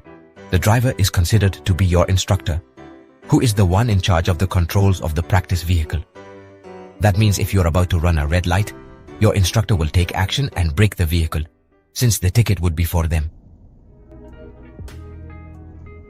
So, the driver in a training vehicle is your instructor, not you, even though you're behind the wheel.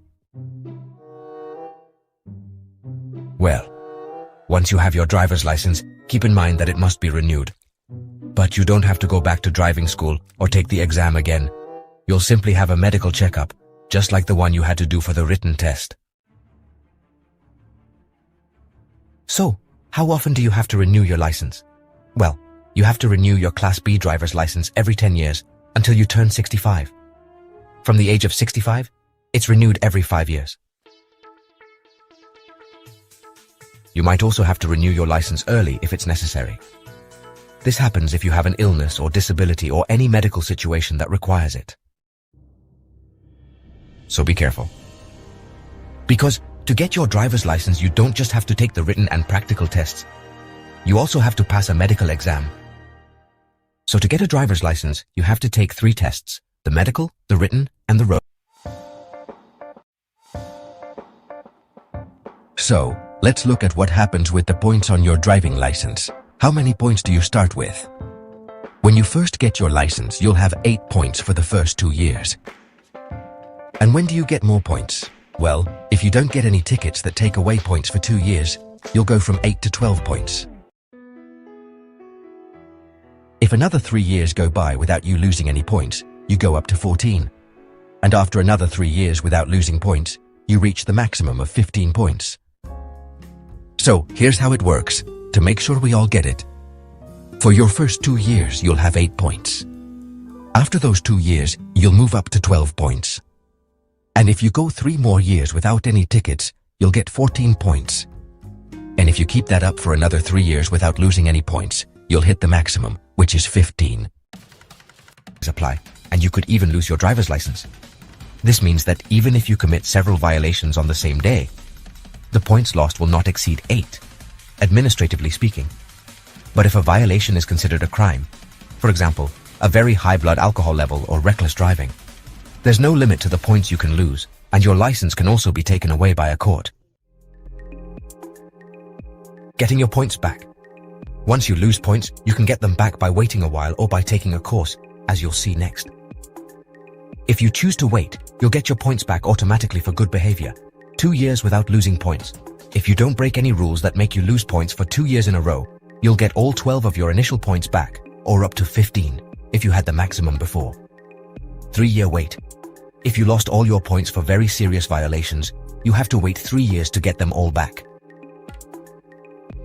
If you decide to take a point recovery course, also called a road safety awareness and re-education course, you should know there are 2 kinds of courses.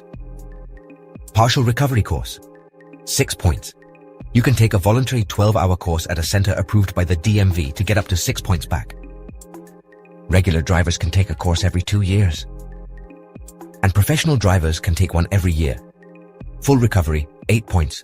If you've lost all your points, you'll have to take a 24-hour recovery course and pass a written test at the DMV to get a new license. With full recovery, you only get 8 points back, like a new driver. Regular drivers can take the test after 6 months, and professional drivers can take it after 3 months. Let's take a look at the different types of driving licenses. B license. This is the one you're studying for cars, also called passenger vehicles. But you won't only be able to drive a car. It also lets you drive different vehicles that you'll see now. Cars and motor vehicles, except for motorcycles, up to 3,500 kilograms, or about 7,700 pounds. Maximum authorized mass, with a maximum of 9 seats, including the drivers. You can also tow a trailer with a car. If the trailer is light, meaning up to 750 kilograms, or about 1,650 pounds, maximum authorized mass, you can hitch it directly to your car. If the combined weight of the car and trailer is more than 3,500 kilos, but not more than 4,250 kilos. That's about 7,700 to 9,350 pounds. You can also tow it, but with the B96 authorization, which is an extension of the B license, with additional training. For heavy trailers weighing more than 750 kilos, or if the combined weight is greater than 4,250 kilos, that's about 1,650 and 9,350 pounds, you need the B plus E license. In other words, the E license is for towing a heavy trailer without any weight restrictions. So, if you're going to drive a truck with a heavy trailer, you need the C plus E license. If you want to drive a bus with a heavy trailer, you need the D plus E license. And if you're driving a car with a heavy trailer, you need the B plus E license. Simply put, the E license is an addition to another license that allows you to tow a heavy trailer. With a Class B license, you can also drive mopeds and light quadricycles like microcars or license-free cars. You can also drive special non-agricultural vehicles up to 3,500 kilograms, with a maximum speed of no more than 40 kilometers per hour. And if the special vehicles are agricultural, you can drive them with no weight or speed limit. Pay close attention to the difference in the test questions if they ask you about a special agricultural vehicle or a non-agricultural vehicle, because only agricultural vehicles can be driven regardless of their weight and speed. AM license, moped? The minimum age to drive a moped is 15, but you can't have a passenger until you're 18. The AM license lets you drive 2- or 3-wheel mopeds and light quadricycles like microcars. The maximum engine size is 50 cubic centimeters and the top speed is 45 kilometers per hour. A1 license. The minimum age to get an A1 license is 16. It lets you drive motorcycles up to 125 cubic centimeters with a maximum power of 11 kilowatts or 15 horsepower. The power-to-weight ratio can't be more than 0.1 kilowatts per kilogram. License A2. Minimum age, 18 years old. Authorizes you to ride motorcycles with a maximum power of 35 kilowatts, which is 47.5 horsepower, and with a power-to-weight ratio not exceeding 0.2 kilowatts per kilogram. Now, to understand what power-to-weight ratio is, let's look at an example. A truck can have 500 horsepower, just like a sports car can also have 500 horsepower. But if you put both on a straight track, you'll see that even though they have the same power, the truck's weight prevents it from reaching the same speed as the race car. This is because those 500 horsepower, in the case of the truck, are responsible for moving about 40,000 kilograms, while in the sports car, they move about 1,500 kilograms. So the sports car has more horsepower for each kilogram of weight. License A. Minimum age, 20 years old, and it authorizes you to drive all motorcycles without any limits on power or engine size. The requirement to get the A2 license is to have 2 years of experience with the A2 license and take a required course, both theoretical and practical, without an official exam. And remember that any motorcycle license allows you to attach a sidecar to the motorcycle without any additional authorization. And now we're left with the truck and bus licenses. A truck license is a C and a bus license is a D. To wrap up this section, remember that the driver is responsible for what happens while driving. But if the driver is underage, as is the case with mopeds or a learner's permit, the parents will be responsible for anything that might happen.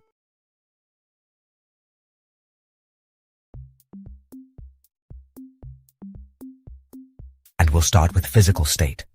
It's important to understand your physical state, how you're feeling when you're about to drive, and this physical state can change depending on several factors. Next, you'll see factors that negatively affect driving. Distraction, fatigue and sleepiness, alcohol and drugs, stress and anxiety, and illnesses and medications.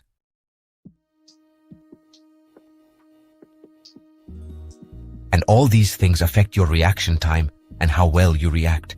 We talked about this before, but it's good to go over it again because these are common questions and you need to know the answers. All these risks make your reaction time slower and make it harder to react correctly. Reaction time is the time it takes from when you see an obstacle until you touch the car's controls. Capacity refers to how many things you can handle at the same time. So in the tests, don't hesitate. You should always answer that reaction ability always decreases, and reaction time always increases.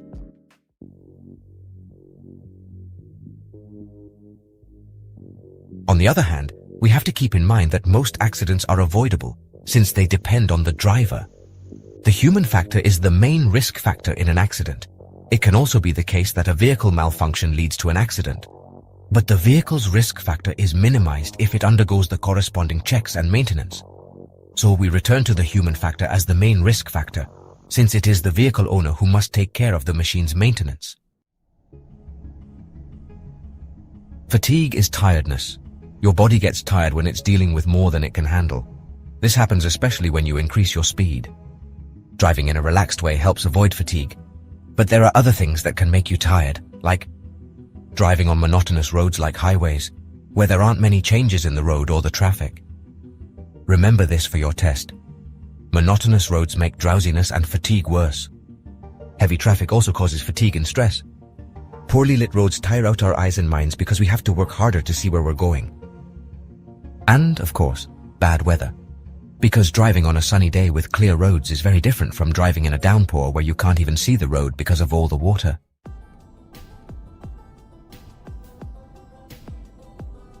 What happens when you're tired? We get more nervous and aggressive. We're less focused.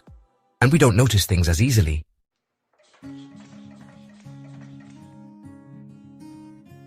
There are some symptoms that show us we are fatigued. Constant movements in the seat. We can't seem to find a comfortable position. This is a symptom of fatigue. Also, making fewer steering corrections. This means that when we encounter different obstacles, we are less able to handle the steering wheel because of fatigue. Remember this for your test. When we're tired, we make fewer steering corrections. And be careful, because they might try to trick you on the test by saying that tired drivers make more corrections, but that's not true. When we're tired, we make fewer corrections. How to prevent fatigue. Another very important fact for your exam is, on long trips you have to rest every 2 hours, or every 200 kilometers traveled. And consider that driving at night causes more eye strain.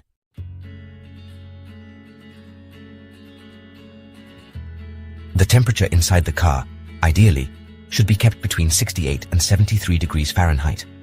This temperature range helps us stay in good shape, as it's neither too cold nor too hot. Remember that a high temperature inside the car can make you sleepy. That's why climate control is considered a safety feature, because it helps maintain a good temperature, and as a result, prevents fatigue. And if it prevents fatigue, it can prevent accidents.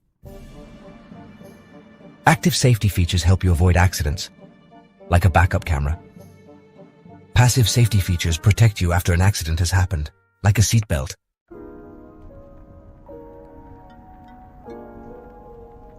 There are also things we can do to avoid fatigue, like for example, avoiding large meals. Or they might also tell you it's recommended to have small or light meals. It's also good to drink sugary drinks like juices. And be careful with energy drinks because they can cause a rebound effect. This means they make you feel energized, but then your energy drops suddenly and you crash. And even though it has nothing to do with fatigue, it's interesting to know what the submarine effect is, since these are concepts that might show up on a test. The submarine effect happens when you put towels or cushions on the seat and sit on top of them. In the event of sudden braking or an accident, we can slide down the seat, thus getting more injuries, and hence its name submarine effect, since we go downwards. Driving with flip-flops isn't actually against the rules. But if wearing improper shoes causes an accident or creates a dangerous situation, you can get a ticket. So it's best not to drive with flip-flops or anything else that makes it hard to move around. So, to drive safely, wear shoes with flexible soles and avoid high heels and platform shoes.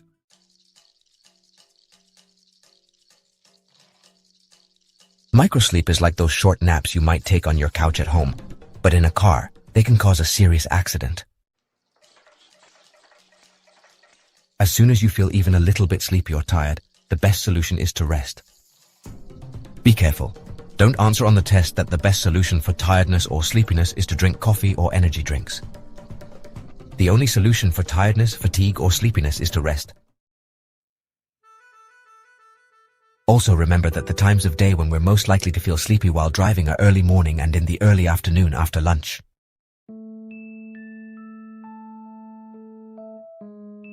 Distraction. When it comes to distracted driving, it's important to know there are two types of factors: internal factors and external factors. Internal factors. These are all the things that depend on the driver, like sleepiness, alcohol and drugs, stress and anxiety, and sickness and medications.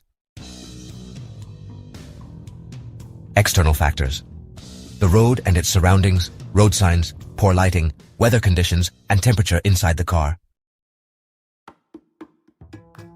But always remember that the main risk factor is the human, who's the one making decisions about all the other factors. Pay attention to this: age and distraction. Distraction affects young people between 18 and 25 years old more, and also those over 70. A bug in the car.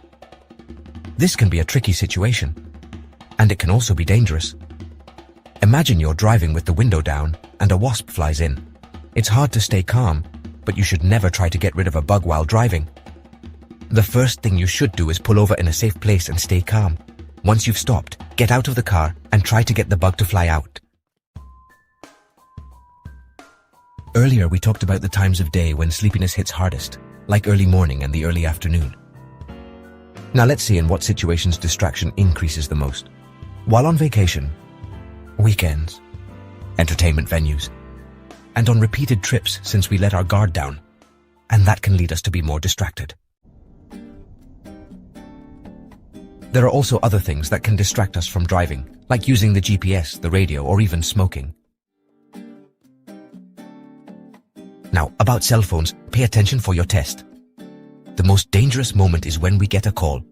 It is against the law to use earphones to talk on the phone while driving. You need to use the car's hands-free system to answer a call.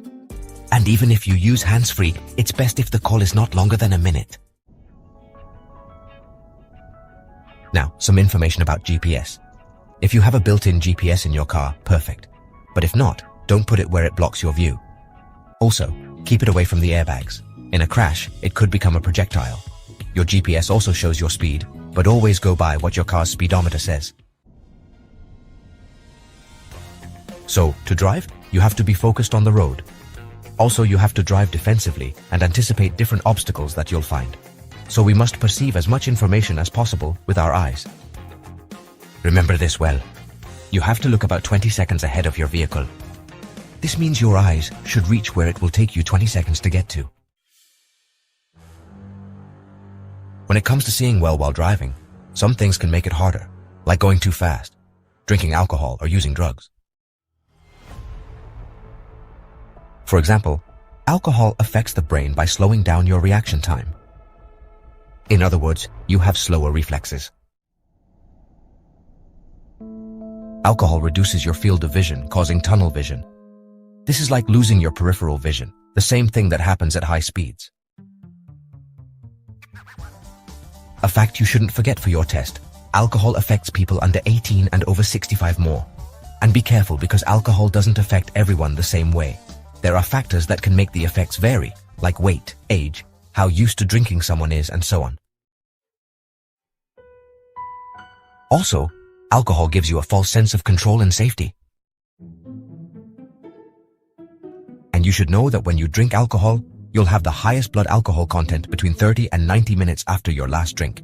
And don't forget, for your test, fermented drinks like wine and beer are absorbed more slowly than distilled drinks like whiskey, vodka, and so on. This means your body takes longer to get rid of the fermented drinks. So remember this very well. The safest blood alcohol level for driving is 0.0. If you test positive during a breathalyzer test and you don't agree with the results, you can ask for a second test 10 minutes later. If you still want a third test, they'll take you to the hospital for a blood test. And be careful. Even if you're not over the legal limit, if the police think you're not okay to drive, they can keep your car from moving. Next, you'll see a reminder of the maximum blood alcohol levels. All drivers in general, including cyclists and personal mobility vehicles like electric scooters, have a maximum level of 0.025 milligrams of alcohol per liter of exhaled air, or 0.05 grams per liter of blood. And drivers with less than 2 years of experience and professional drivers such as those transporting people or goods, among others, have a maximum level of 0.015 milligrams of alcohol per liter of exhaled air, which is equal to 0.03 grams per liter of blood. Breathalyzer test. All drivers of any vehicle, whether it's without a motor like bicycles with a motor or motorized personal mobility vehicles like electric scooters, are required to take a breathalyzer test. Pedestrians involved in an accident are also required to take a breathalyzer test. Drugs can really mess with your driving. They can affect how well you move and how fast you react, making accidents more likely.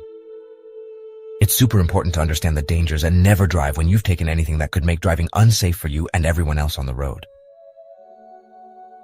Now let's look at what different drugs can do.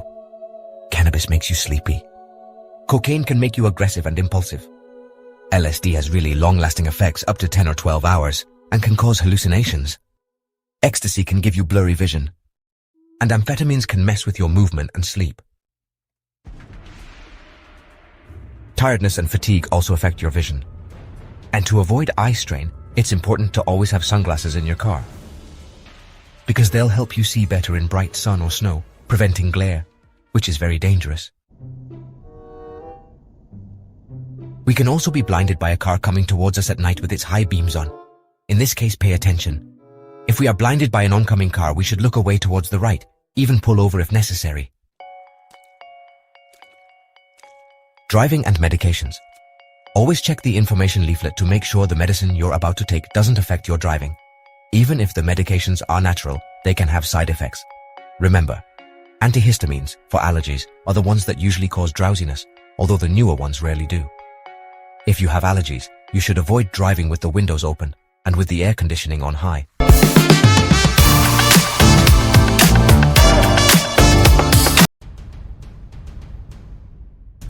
Driving well isn't just about passing the test, it's about looking ahead, keeping your distance, and knowing how to react in time. In this Lesson 8 of the free course to get your license on your own, you'll see everything you need to drive safely and in control, from how to keep a safe distance, correctly using your seatbelt and mirrors or fog, ice, wind, or fog. You'll also discover the differences between manual and automatic cars and how to prevent dangerous situations like aquaplaning or centrifugal force on curves.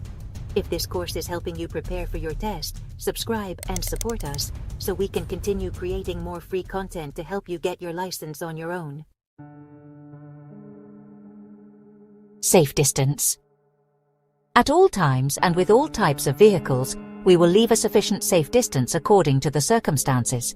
And when we talk about safe distances, we have to take into account the front distance, rear and side distance. Safe stopping distance. Once we stop, such as in a traffic jam or at a red light, we will leave about 2 or 3 meters between us and the vehicle in front of us. Anticipation.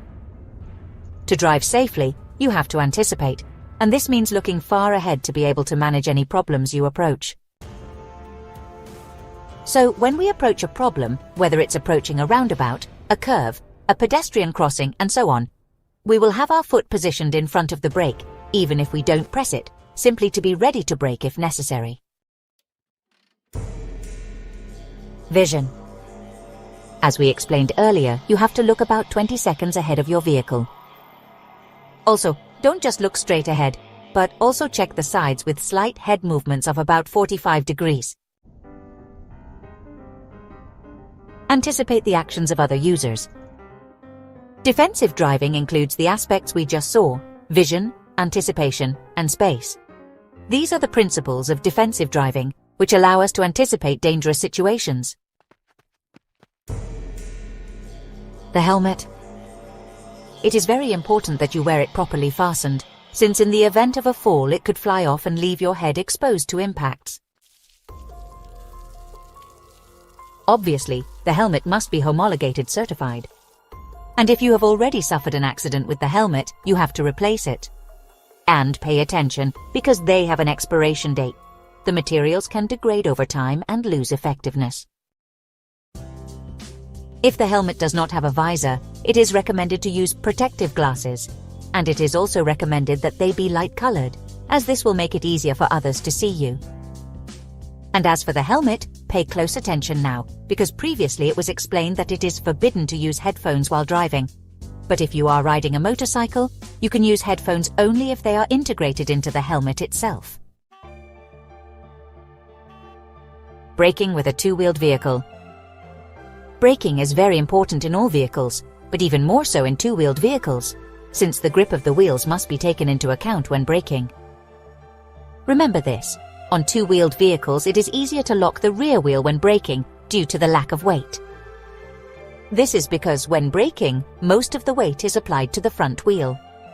This means that on a motorcycle, the main brake is the front one, because it is the one that exerts the most force when braking.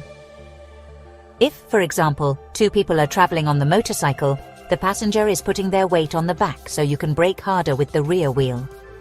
But be careful, because with two people, although you can brake a little harder with the rear, the braking distance increases, since the combination of the motorcycle and the two passengers weighs more than if only the driver is riding. Well, now it's time to talk about the gyroscopic effect. The gyroscopic effect is what keeps a two-wheeled vehicle balanced.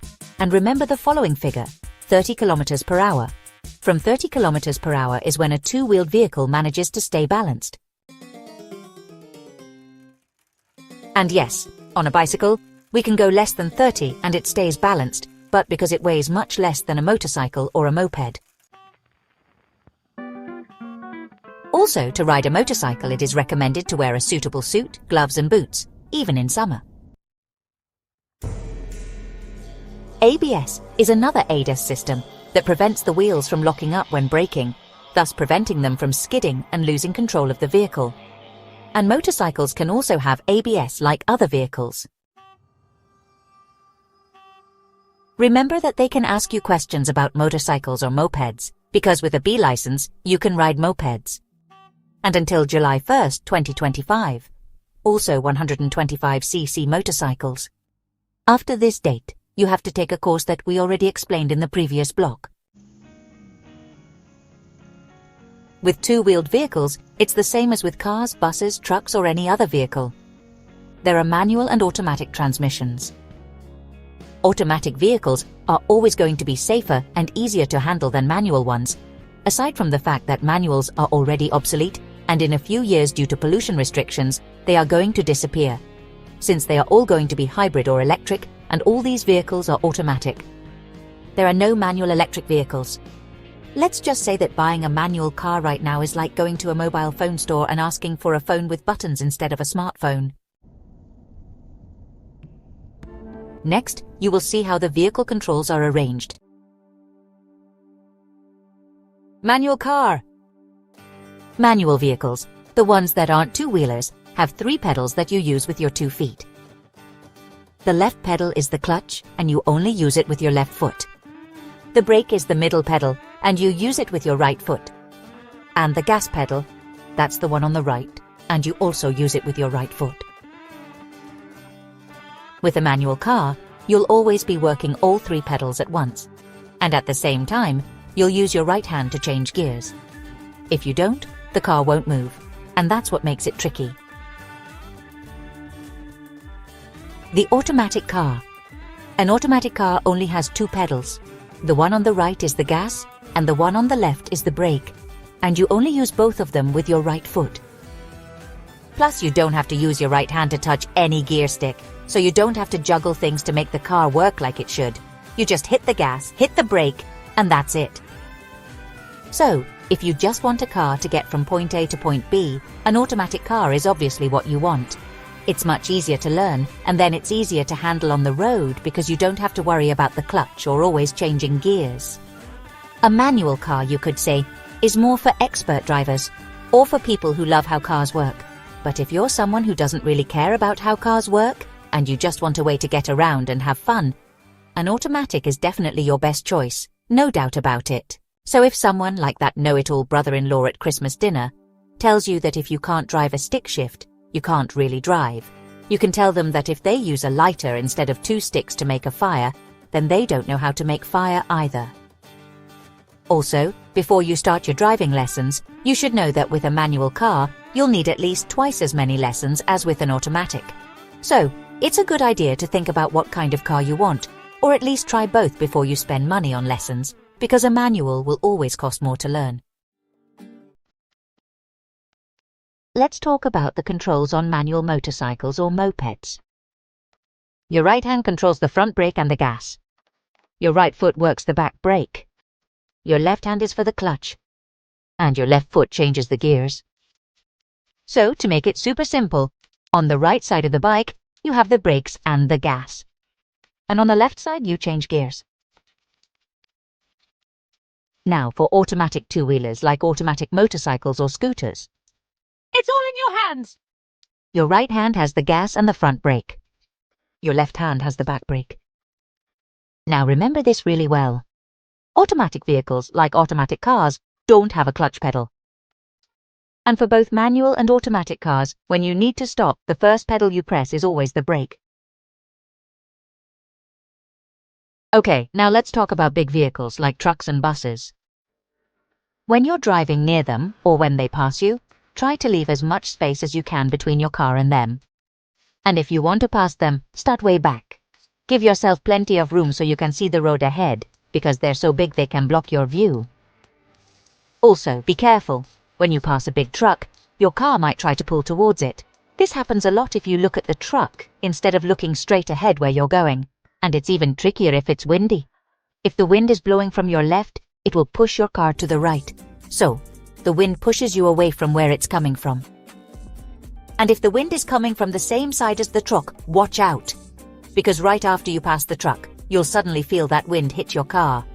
The truck was blocking it before. So keep this in mind. Your car will get pushed to the side opposite of where the wind is coming from. To balance this out, you need to turn the steering wheel a little bit toward the same side the wind is coming from. How to hold the steering wheel the right way. You should hold the steering wheel by placing your hands on the top half. Imagine it's a clock. Your left hand should be at 9 and your right hand at 3. Or you can also put your left hand at 10 and your right hand at 2. Okay, now seatbelts. Wearing your seatbelt is a must on all roads, though there are some exceptions. For example, if you're a pro driver like a taxi or bus driver or a delivery person, or any pro making lots of stops for passengers or goods, you might not need to wear a seatbelt. But listen up, these pros can only skip the belt when driving in town. On highways, meaning outside of town, everyone must always wear one. Also, know that if you're in a crash, seatbelts must be replaced. And check their anchor points regularly. A seatbelt has 2 straps. First is the shoulder strap. It goes over your chest and shoulder, left shoulder on the left side, right shoulder on the right side. And the lap strap, which goes across your hips. And hey, careful with this on tests. Though sometimes called an abdominal strap, it doesn't go over your stomach. The lap strap goes over your hips or pelvic area. And don't use clips to loosen the belt. They stop it from working right in a crash. Okay, headrests. Headrests are a passive safety feature. They help a crash has happened. They prevent whiplash, a neck injury, in a rear-end crash when hit from behind. They're mandatory. To adjust them right, the top should be level with the top of your head. Or, you could say about eye level. And, between your head and the headrest, leave a gap of about 4 centimeters. Now let's see what happens with older people. Older people have more accidents because they might not react as fast or see as well. That's why, after they turn 65, they need to renew their license every 5 years instead of every 10, like we talked about before. They might also find tricky situations a bit harder. But listen to this. Older people have fewer accidents when kids are in the car with them because they are extra careful. Driving in the rain. The most dangerous time when it rains is when the first drops fall.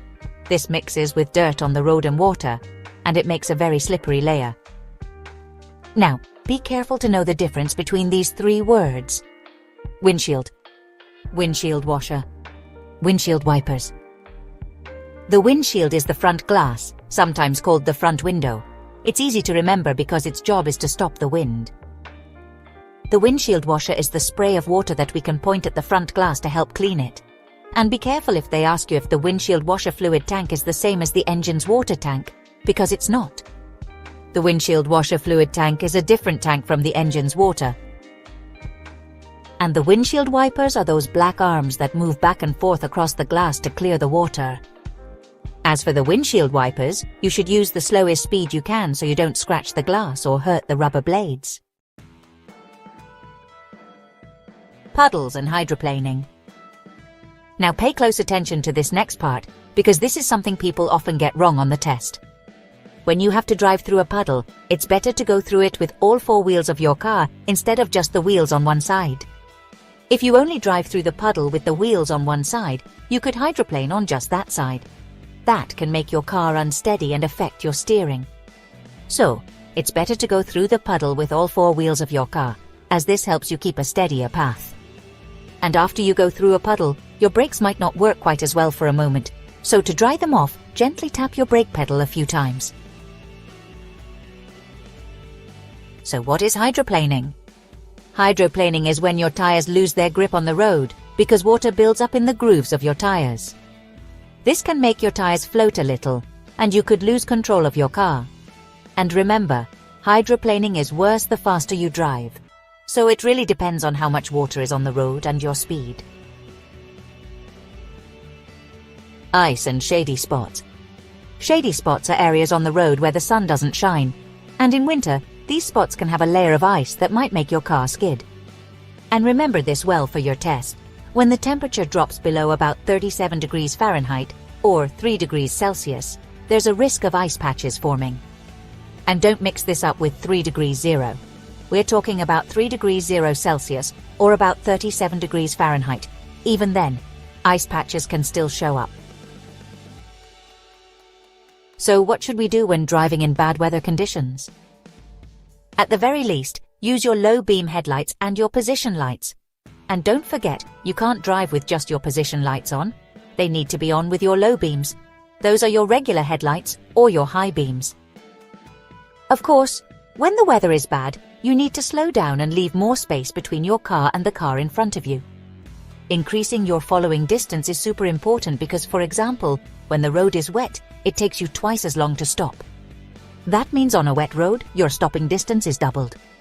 And if there's snow or ice, your stopping distance can be 10 times longer. This means if it normally takes you, say, 30 feet to stop on a dry road, with snow or ice, it could take you 300 feet. So, when you see these numbers, it's super important to drive much slower when there's snow or ice, and always adjust your driving to the conditions. Snow chains. You have to use them when there's snow, or when signs tell you to. They should be put on the drive wheels. The drive wheels are the ones that get power from the engine and make the car move. When a car is front-wheel drive, the front wheels are the drive wheels. And when it's rear-wheel drive, the back wheels are the drive wheels. And when a car is called a 4x4, it's because all four wheels get power from the engine, and all four push the car to make it move.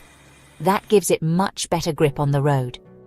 And that's why a 4x4 vehicle doesn't have to use snow chains.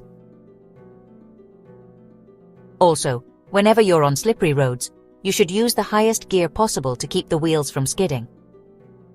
Remember, the higher the gear, the less power it has, and that's why it causes less slipping. And if you have an automatic car, since you don't have to worry about gears, just speed up gently. And if you're traveling where there might be snow, make sure your gas tank is always full. That way, if you get stuck, you can use the heater. There are two main ways to lose control of your car: understeering and oversteering. Understeering is when the front wheels skid. In other words, the front of the car plows straight ahead. Watch out for this on your test. If you understeer, the first thing to do is stop accelerating and try to straighten the wheels, or don't turn. And oversteering is when the back wheels skid. In this case, you need to turn the steering wheel in the same direction as the skid. So don't forget this for your test. Understeering, turn the opposite way of the skid. Oversteering, turn the same way as the skid. Driving in fog. When you're driving in fog, you can't see as well, of course, but you also don't have as much grip because the road is wet. If the fog is thick or heavy, you have to use your rear fog light. The front one is optional. On a test, never say you have to use the front fog light, because some cars don't even have them. Only the rear fog light is required, and you can only use it if the fog is thick, it's raining really hard, or if there's a thick cloud of dust or smoke. And when you're driving in fog, you might want to turn on your high beams to try and see farther. But the fog will act like a mirror, and you'll blind yourself with your own lights. So, it's not a good idea to use high beams in fog, because they can blind you. Also, since it's hard to see far in fog, it's helpful to use the road lines closest to you to stay in your lane.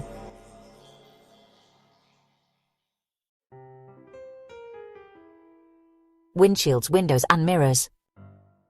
The main glass panels are the ones at the front and back. So we have two main glass panels, the front one and the rear one. The front windshield is made of laminated glass because if there's an accident, it doesn't shatter into pieces. The side and rear windows are usually made of tempered glass. This kind does break into small pieces, which makes it easier to get out of the car. The rear window defogger. The rear window defogger is those lines you see on the back window. They are thin wires that heat up and help clear the fog from the window. To turn on the rear window defogger, you need to look for the button with this symbol.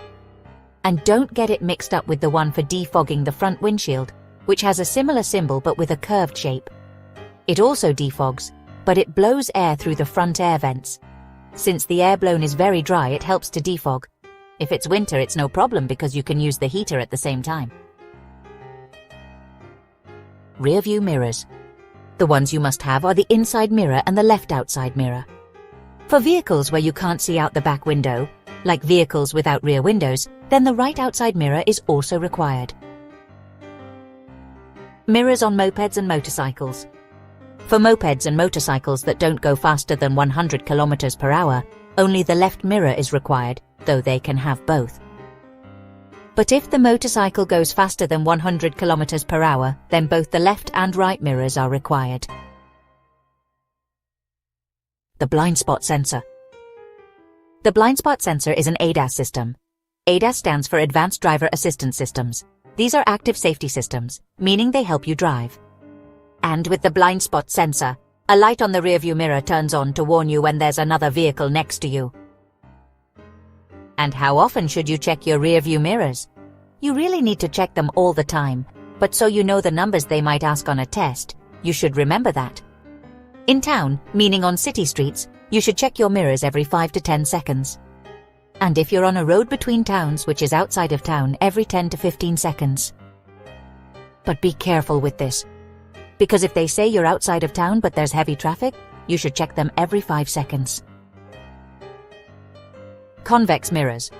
In convex mirrors, things look smaller and farther away. Outside rear-view mirrors are usually a little bit convex. Though there are other mirrors you might see when driving, especially in town, that are used at intersections where you can't see well. These mirrors are very convex, and you have to pay close attention, because if you see a vehicle in the convex mirror, even if it looks small, it's already very close. So when you see something in a convex mirror, the vehicle you see is closer than it looks. Now you'll see how to adjust your mirrors the right way. Your inside mirror, you need to adjust it so that with just a little head movement, you can see all 4 corners of the back window. And pay close attention to these numbers for your test. Through the inside mirror, you should be able to see an area 60 meters behind you and 20 meters wide. With your side mirrors, you should only see the back corner of your car. The rest of the image should show the road. Now let's look at how to handle curves. Before going into a curve, you need to slow down. Once you're in the curve, don't speed up or use the clutch. And when we talk about using the clutch, that means pressing the clutch pedal.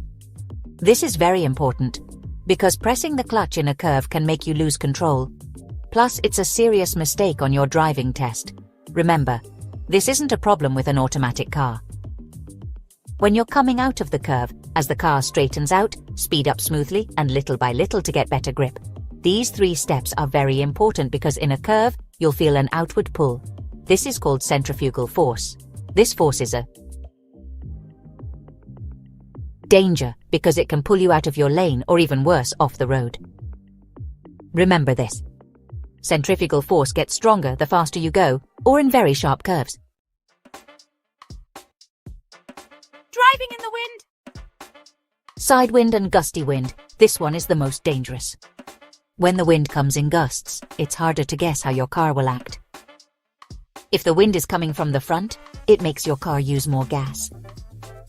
If the wind is coming from behind, you'll use less gas because it gives you a little push from the back.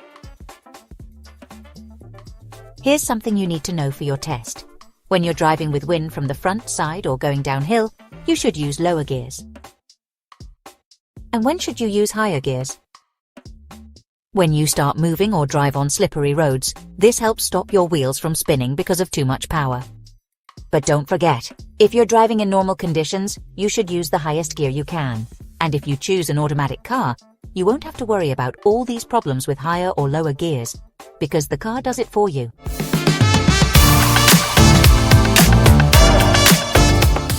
There's something most drivers don't think about, but it can make all the difference between avoiding an accident or having one.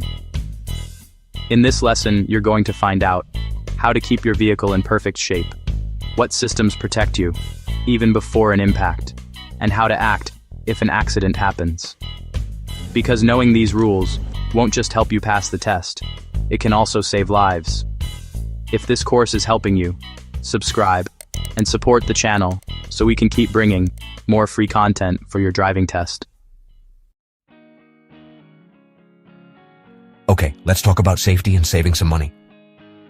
First up, keeping your car in good shape helps prevent accidents. And always be sure to follow the car maker's instructions. Okay, now remember this really well. The things we need to check most often are: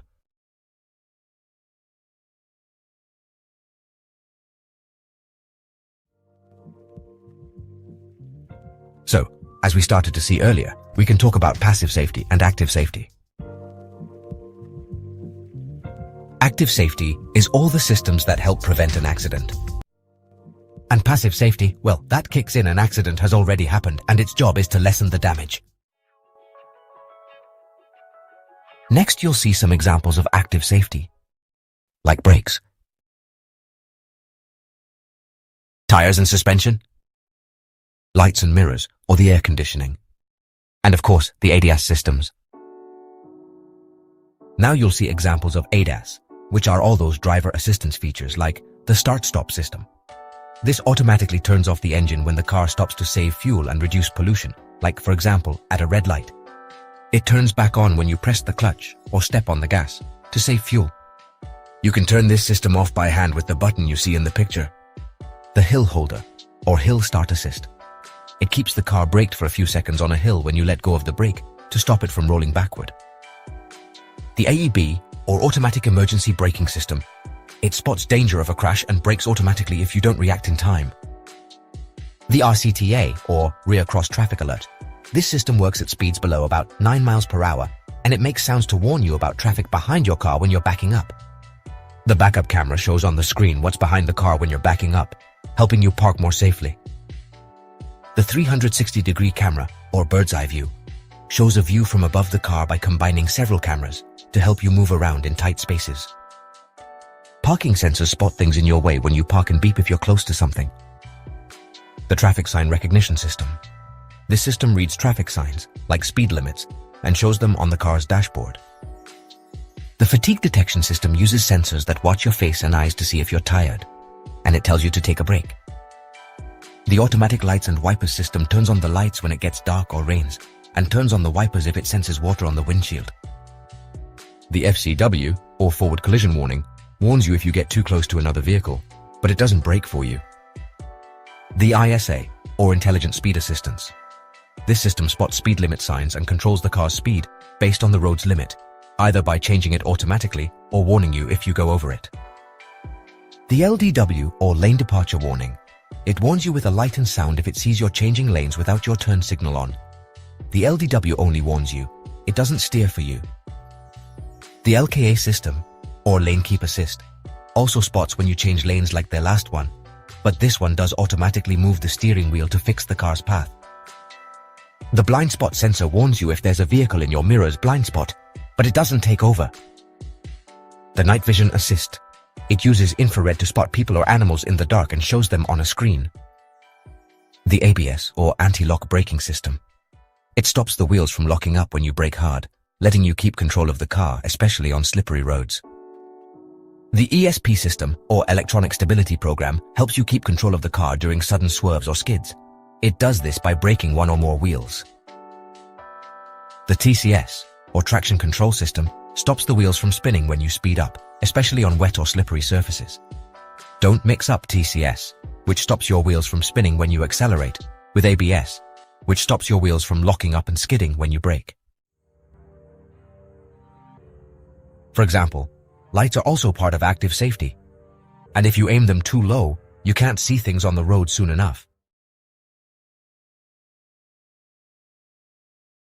Power steering is another active safety feature that makes it easier for you to turn the steering wheel. If the power steering is progressive, it means the steering wheel gets a bit harder to turn as you speed up, or to put it another way. The slower you go, the more help it gives you, like, for example, when you're parking. That's when progressive power steering gives you the most help, so you don't have to use as much strength to turn the wheel. Now you'll see different passive safety features. Remember, passive safety is what works an accident happens, to make the harm less severe. Seat belts, which hold people in place so they don't get thrown out of the car. Airbags, which blow up in tiny bits of a second to soften the hit and protect your head, chest, and other important body parts. Headrests, which help stop your neck from getting hurt, like whiplash when you're hit from behind. The car's body that can crumple, also called crumple zones. These are parts of the car made to bend and soak up the energy from a crash. The car's frame has a safety cell. This is a super strong part where people sit that doesn't easily crush. It protects you by keeping the inside of the car from caving in. Or seatbelt pretensioners. These are things that pull the seatbelt back really fast if there's a crash, so it fits tighter against your body. And of course, the helmet. And here's an important tip about helmets. If it falls from higher than about 5 feet, you'll need to replace it.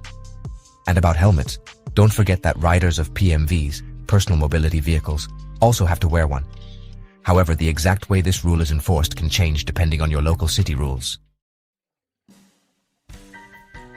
Now you'll get the info you need on your vehicle's different systems. The suspension is what soaks up the bumps in the road and keeps your car stable. And pay attention, because if the suspension fails, 2 things happen. First, your stopping distance gets longer. And second, you can blind other drivers even if you have your low beams on.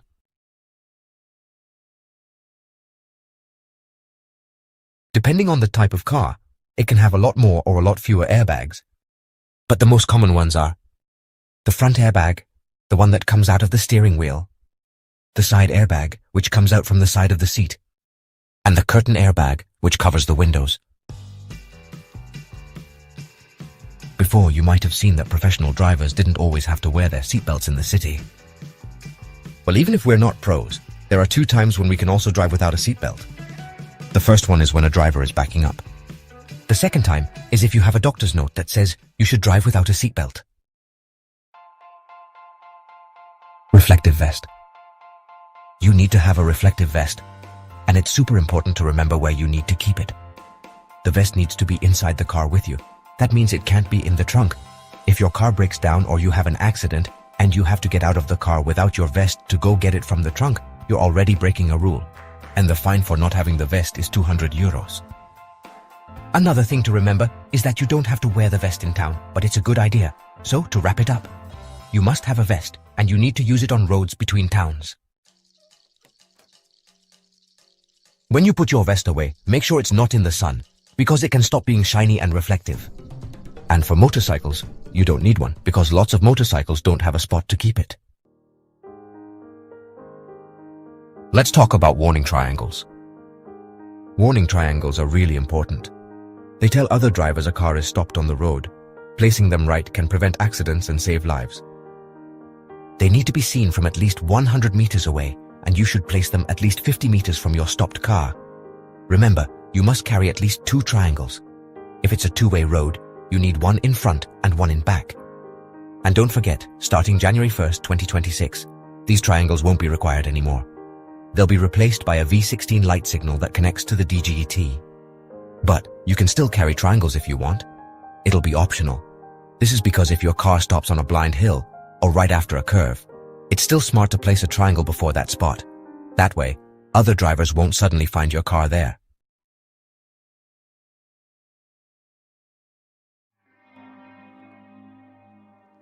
In town, you use more gas. That's because you're using lower gears more often, since you're always hitting red lights, stop signs, crosswalks, traffic, and all that stuff. And that means you're starting from a stop all the time. Out of town, you use less gas. That's because you're in higher gears more, and your car's already got some momentum going. Also, remember that having your windows down uses up more gas. And if you're running the AC, the engine also uses more gas. Vehicle maintenance. To keep your car in good shape and stop it from having problems, follow these tips. Engine revs, or RPM, which means revolutions per minute. Depending on the type of engine, it can spin at a different range of revs. If you're driving a diesel car, you should change gears between 1500 and 2000 RPM. And with a diesel engine, when you start it, you should wait a few seconds before you start moving. Now, if you have a gasoline car, you can let the engine rev higher, between 2000 and 2500 RPM. And gasoline engines don't need you to wait a few seconds after you start them before you can drive off. No matter what kind of car you have, diesel or gas, if it's a manual, first gear is a really short one. That means it has a lot of power, but it doesn't go very fast. So you should shift into second gear as soon as possible. So don't forget this important tip for your test. You should shift from first to second gear after about 2 seconds of speeding up in first, or after about 6 meters. That's roughly 20 feet. Also, you really shouldn't go down hills with your car in neutral. Also, don't let your engine idle too high. Idling, that's when your engine is running, but you're not pressing the gas pedal, like when you're stopped at a red light. And if you're stopped for a long time, like in a traffic jam, you should turn off your engine. Hybrids and electrics. So, everything we just talked about, if you're driving a hybrid or electric car, it doesn't really change things for you. That's because these cars are all automatic. So, you don't have to worry about engine speed or waiting when you start the car, or anything about shifting gears. Now, there are two kinds of hybrids, the regular hybrid and the plug-in hybrid. With a regular hybrid, you don't need to plug it in anywhere to charge the battery, because it charges itself using its gas engine. And then there's the plug-in hybrid. You don't absolutely have to plug this one in either, but if you do, you can drive farther using just electricity. Now, electric cars, unlike hybrids, you need to plug them in to use them. There are two kinds of pollution they can ask you about on a test. These are noise pollution and air pollution. Noise pollution is the sound that cars and trucks make when they drive around, like their engines or the sound of the tires rolling on the road. And you can't drive if your car makes more noise than the rules allow. The police can check these noise levels easily at a roadside stop. And motor vehicles aren't allowed on the road, and neither are mopeds with open exhausts. This means they're missing part of their exhaust pipe, or their exhaust pipe has holes in it, and it makes a really loud sound.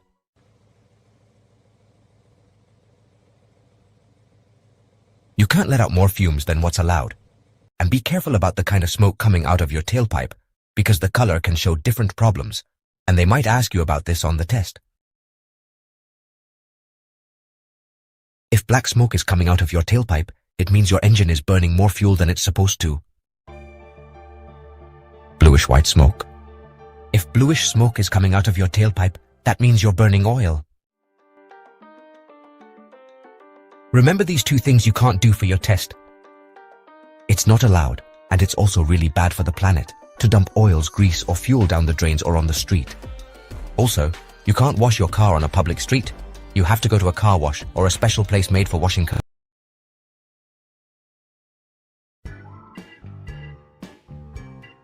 Vehicle maintenance.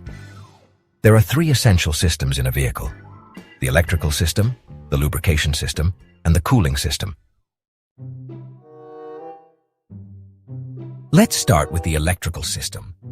One of the vehicle's components that you've surely heard about is the battery. The battery is a power storage unit that you need to start the engine. Without a battery, you couldn't turn on the car. When you turn the key to start the engine, the battery powers the starter motor, which is a small electric motor that makes the car's engine begin to turn. Once you've started the engine, the component that supplies electricity to all the vehicle's systems isn't the battery, but the alternator. The alternator does generate electricity, but it needs the engine to be running for it to spin and generate current. So remember this very well. With the engine on, the alternator provides the power. And with the engine off, the battery provides the power. When we talk about the starter or service battery, it's the one used to start the engine. And you shouldn't confuse it with the traction batteries in hybrid or electric vehicles, which are responsible for moving the car's wheels.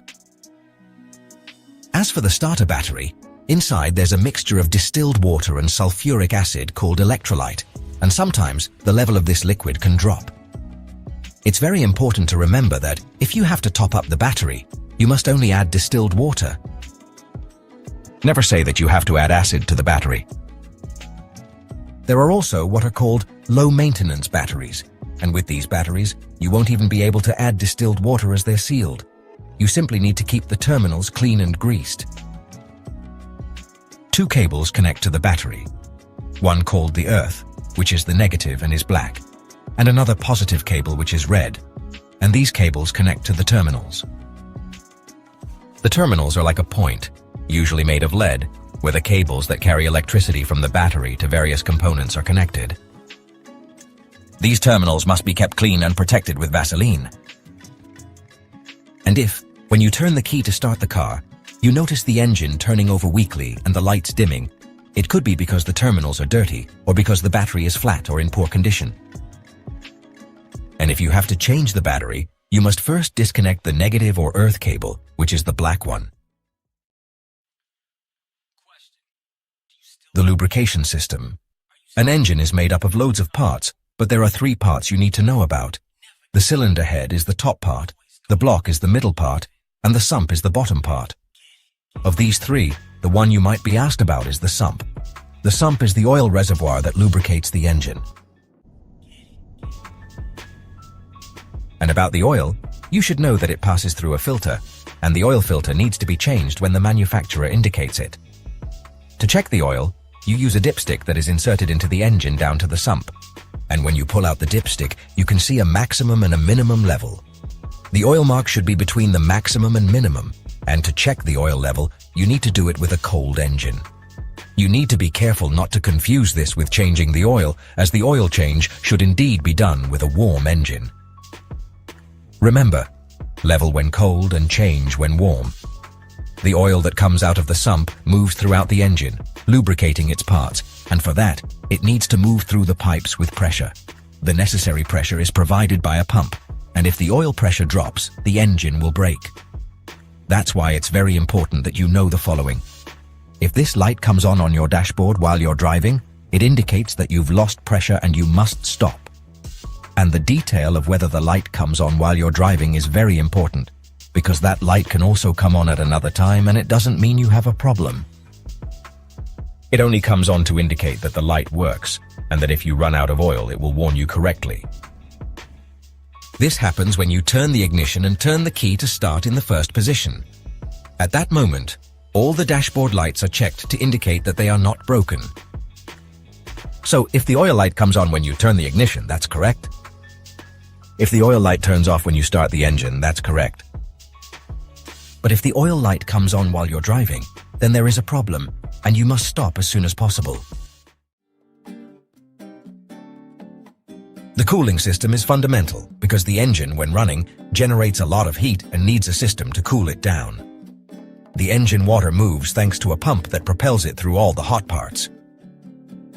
The hot water is propelled to another place to cool it down. The place where the water cools down is the radiator.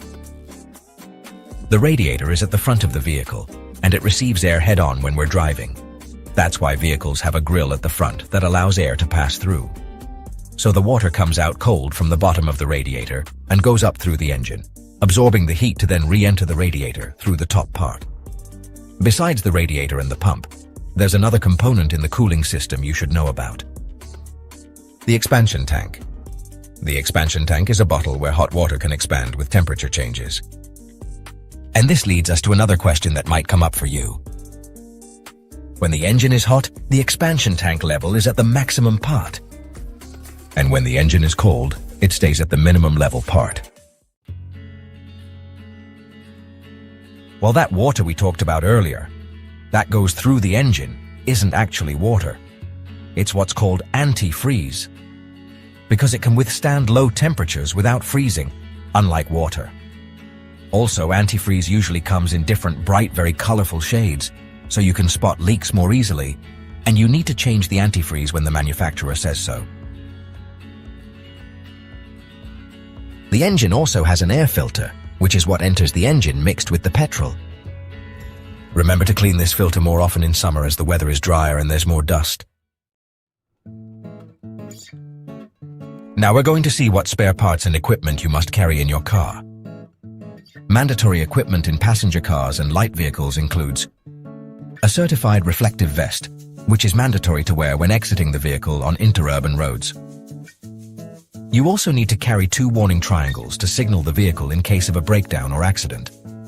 And these triangles, from the 1st of January 2026, will be mandatory to replace with a V16 emergency light connected to the DGT 3.0 platform. Furthermore, you must carry a spare wheel in good condition, along with the necessary tools for its change. Alternatively, you can carry a tire repair kit that offers sufficient guarantees for the vehicle's mobility. Regarding the fire extinguisher, passenger cars are not obliged to carry one, but if they tow a trailer, they are. Also, vehicles over 3,500 kilos must carry a fire extinguisher. As for recommended items, though not mandatory, it is advisable to carry in your vehicle a first aid kit, a flashlight, a set of spare bulbs, and snow chains. And in the case of motorcycles and mopeds, they are not required to carry spare parts or mandatory equipment, since in many cases, they do not have storage space like other vehicles.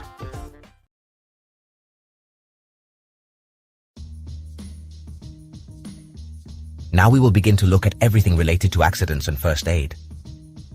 During the day, the time when most accidents occur is when people are arriving at or leaving work. And pay close attention to the following data. The leading cause of death among people aged 15 to 29 is traffic accidents.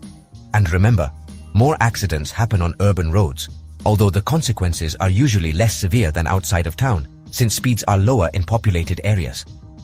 On interurban or rural roads, there are fewer accidents, but they are more serious since speeds are higher.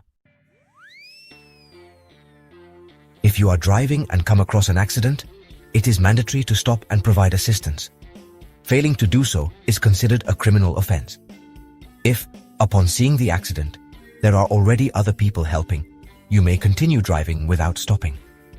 And if the accident involves fatalities or serious injuries, we must avoid altering the scene, unless it is necessary for safety reasons to move something to prevent another accident. As we saw earlier, most accidents can be avoided by controlling risk factors, such as road conditions, vehicle factors, and most importantly, the human factor, which is the main risk factor in an accident, since it is the driver who makes decisions according to the circumstances. All accidents have an economic cost, but besides the economic, there are other costs you should remember, such as, for example, human costs. The person who loses their life in an accident ceases to be productive, obviously. Material costs. In an accident, lampposts, fences, trees, traffic lights, signs, or any material element can be destroyed. Healthcare costs, such as first aid, rehabilitation treatments, operating rooms, and everything that moves in the healthcare environment. And administrative costs. These costs are related to the police, firefighters, trials, and all kinds of legal costs. And who bears all these costs? Well, all citizens bear them with the taxes we pay. So, how should we act when arriving at an accident? First of all, we must protect ourselves so that we don't become victims of another accident while trying to help. And then, we protect and assist at the accident site. To protect ourselves, we must follow these steps. First, move our vehicle off the road. turn on the hazard lights, put on your reflective vest before getting out of your vehicle, and place the warning triangles to signal danger. And don't forget that, starting January 1st, 2026, it will be mandatory to use the V16 emergency light connected to the DGT. After making sure we are safe, you must call the emergency number 112. And finally, help the victims. To remember the steps to follow when arriving at an accident, there's an acronym you should know for your exam. PACE. P for protect or prevent.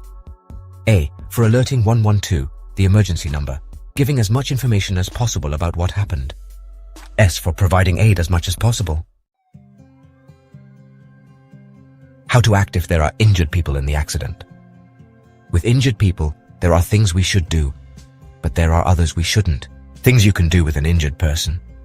You have to cover the injured person both in winter and in summer to prevent the loss of body temperature. And very important, you have to keep the head-neck-trunk axis aligned to avoid spinal cord injuries. And now what you shouldn't do with an injured person. You shouldn't give water to an injured person. Nor should you move them, and you shouldn't put anything under their head to accommodate them. And if they're wearing a helmet, you shouldn't remove it. If a wounded person has burns, you shouldn't remove burned clothing, as it might be stuck to the skin. You also shouldn't pop the blisters. And if the injured person is on fire, never try to put it out with a fire extinguisher. You have to cover them, if possible, with a blanket or similar, pressing the fabric against the body to remove the oxygen from the fire. What you can do with a burn victim is apply wet dressings. It will be easier for you to remember only what you can do, since it's just one thing. Cover with wet dressings. Victim in a state of shock. The symptoms of shock are quite clear. You may notice pale skin and cold sweat, and a pulse that is weak and rapid. Anti-shock position. The victim in shock should be laid down with their legs elevated. Now, let's talk a bit about bleeding, which is the loss of blood. Bleeding can be internal, if the blood stays inside the body, or external, if we bleed from a wound and the blood comes out of the body. First, if there is a nosebleed, what you should do is tilt the head forward. Let the blood flow out and do not keep it inside.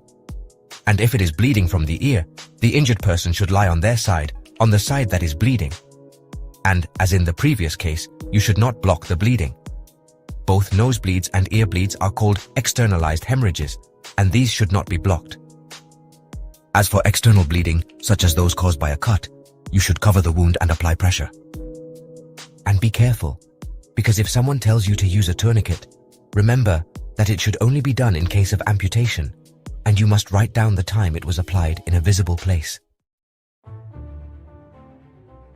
Now, if the injured person is unconscious and not breathing, you need to try chest compressions and rescue breaths. Remember these numbers well, 32. You need to do 30 chest compressions, and then 2 mouth-to-mouth breaths. The compressions should be done in the middle of the breastbone. And, in the case of a baby, rescue breaths are not done mouth-to-mouth, but mouth-to-nose, and chest compressions will be done with 2 fingers. Sometimes there are outside things that, during an accident, can get stuck in people, like pieces of glass or any sharp object. If you have something stuck in you, we shouldn't pull it out because it could cause a lot of bleeding and the person could bleed too much and die. When there's a bone fracture, you have to keep the area or broken limb still. And if the fracture has caused a spinal cord injury, we'll know because the person can't move or feel their legs. Falls from 2-wheeled vehicles. If you fall off a motorcycle or bicycle and slide on the ground, don't try to get up until you've stopped completely. It could also be that when you get to an accident, you find the vehicles still have their engines running. In that case, you need to turn off the engines. And of course, don't go near the scene smoking or with anything that makes a flame, because fuel might be spilled on the ground and cause a fire. Only medical staff should move the injured. But if medical staff can't get there, and we have to move an injured person, try to do it in a van or a large vehicle so they can lie down flat.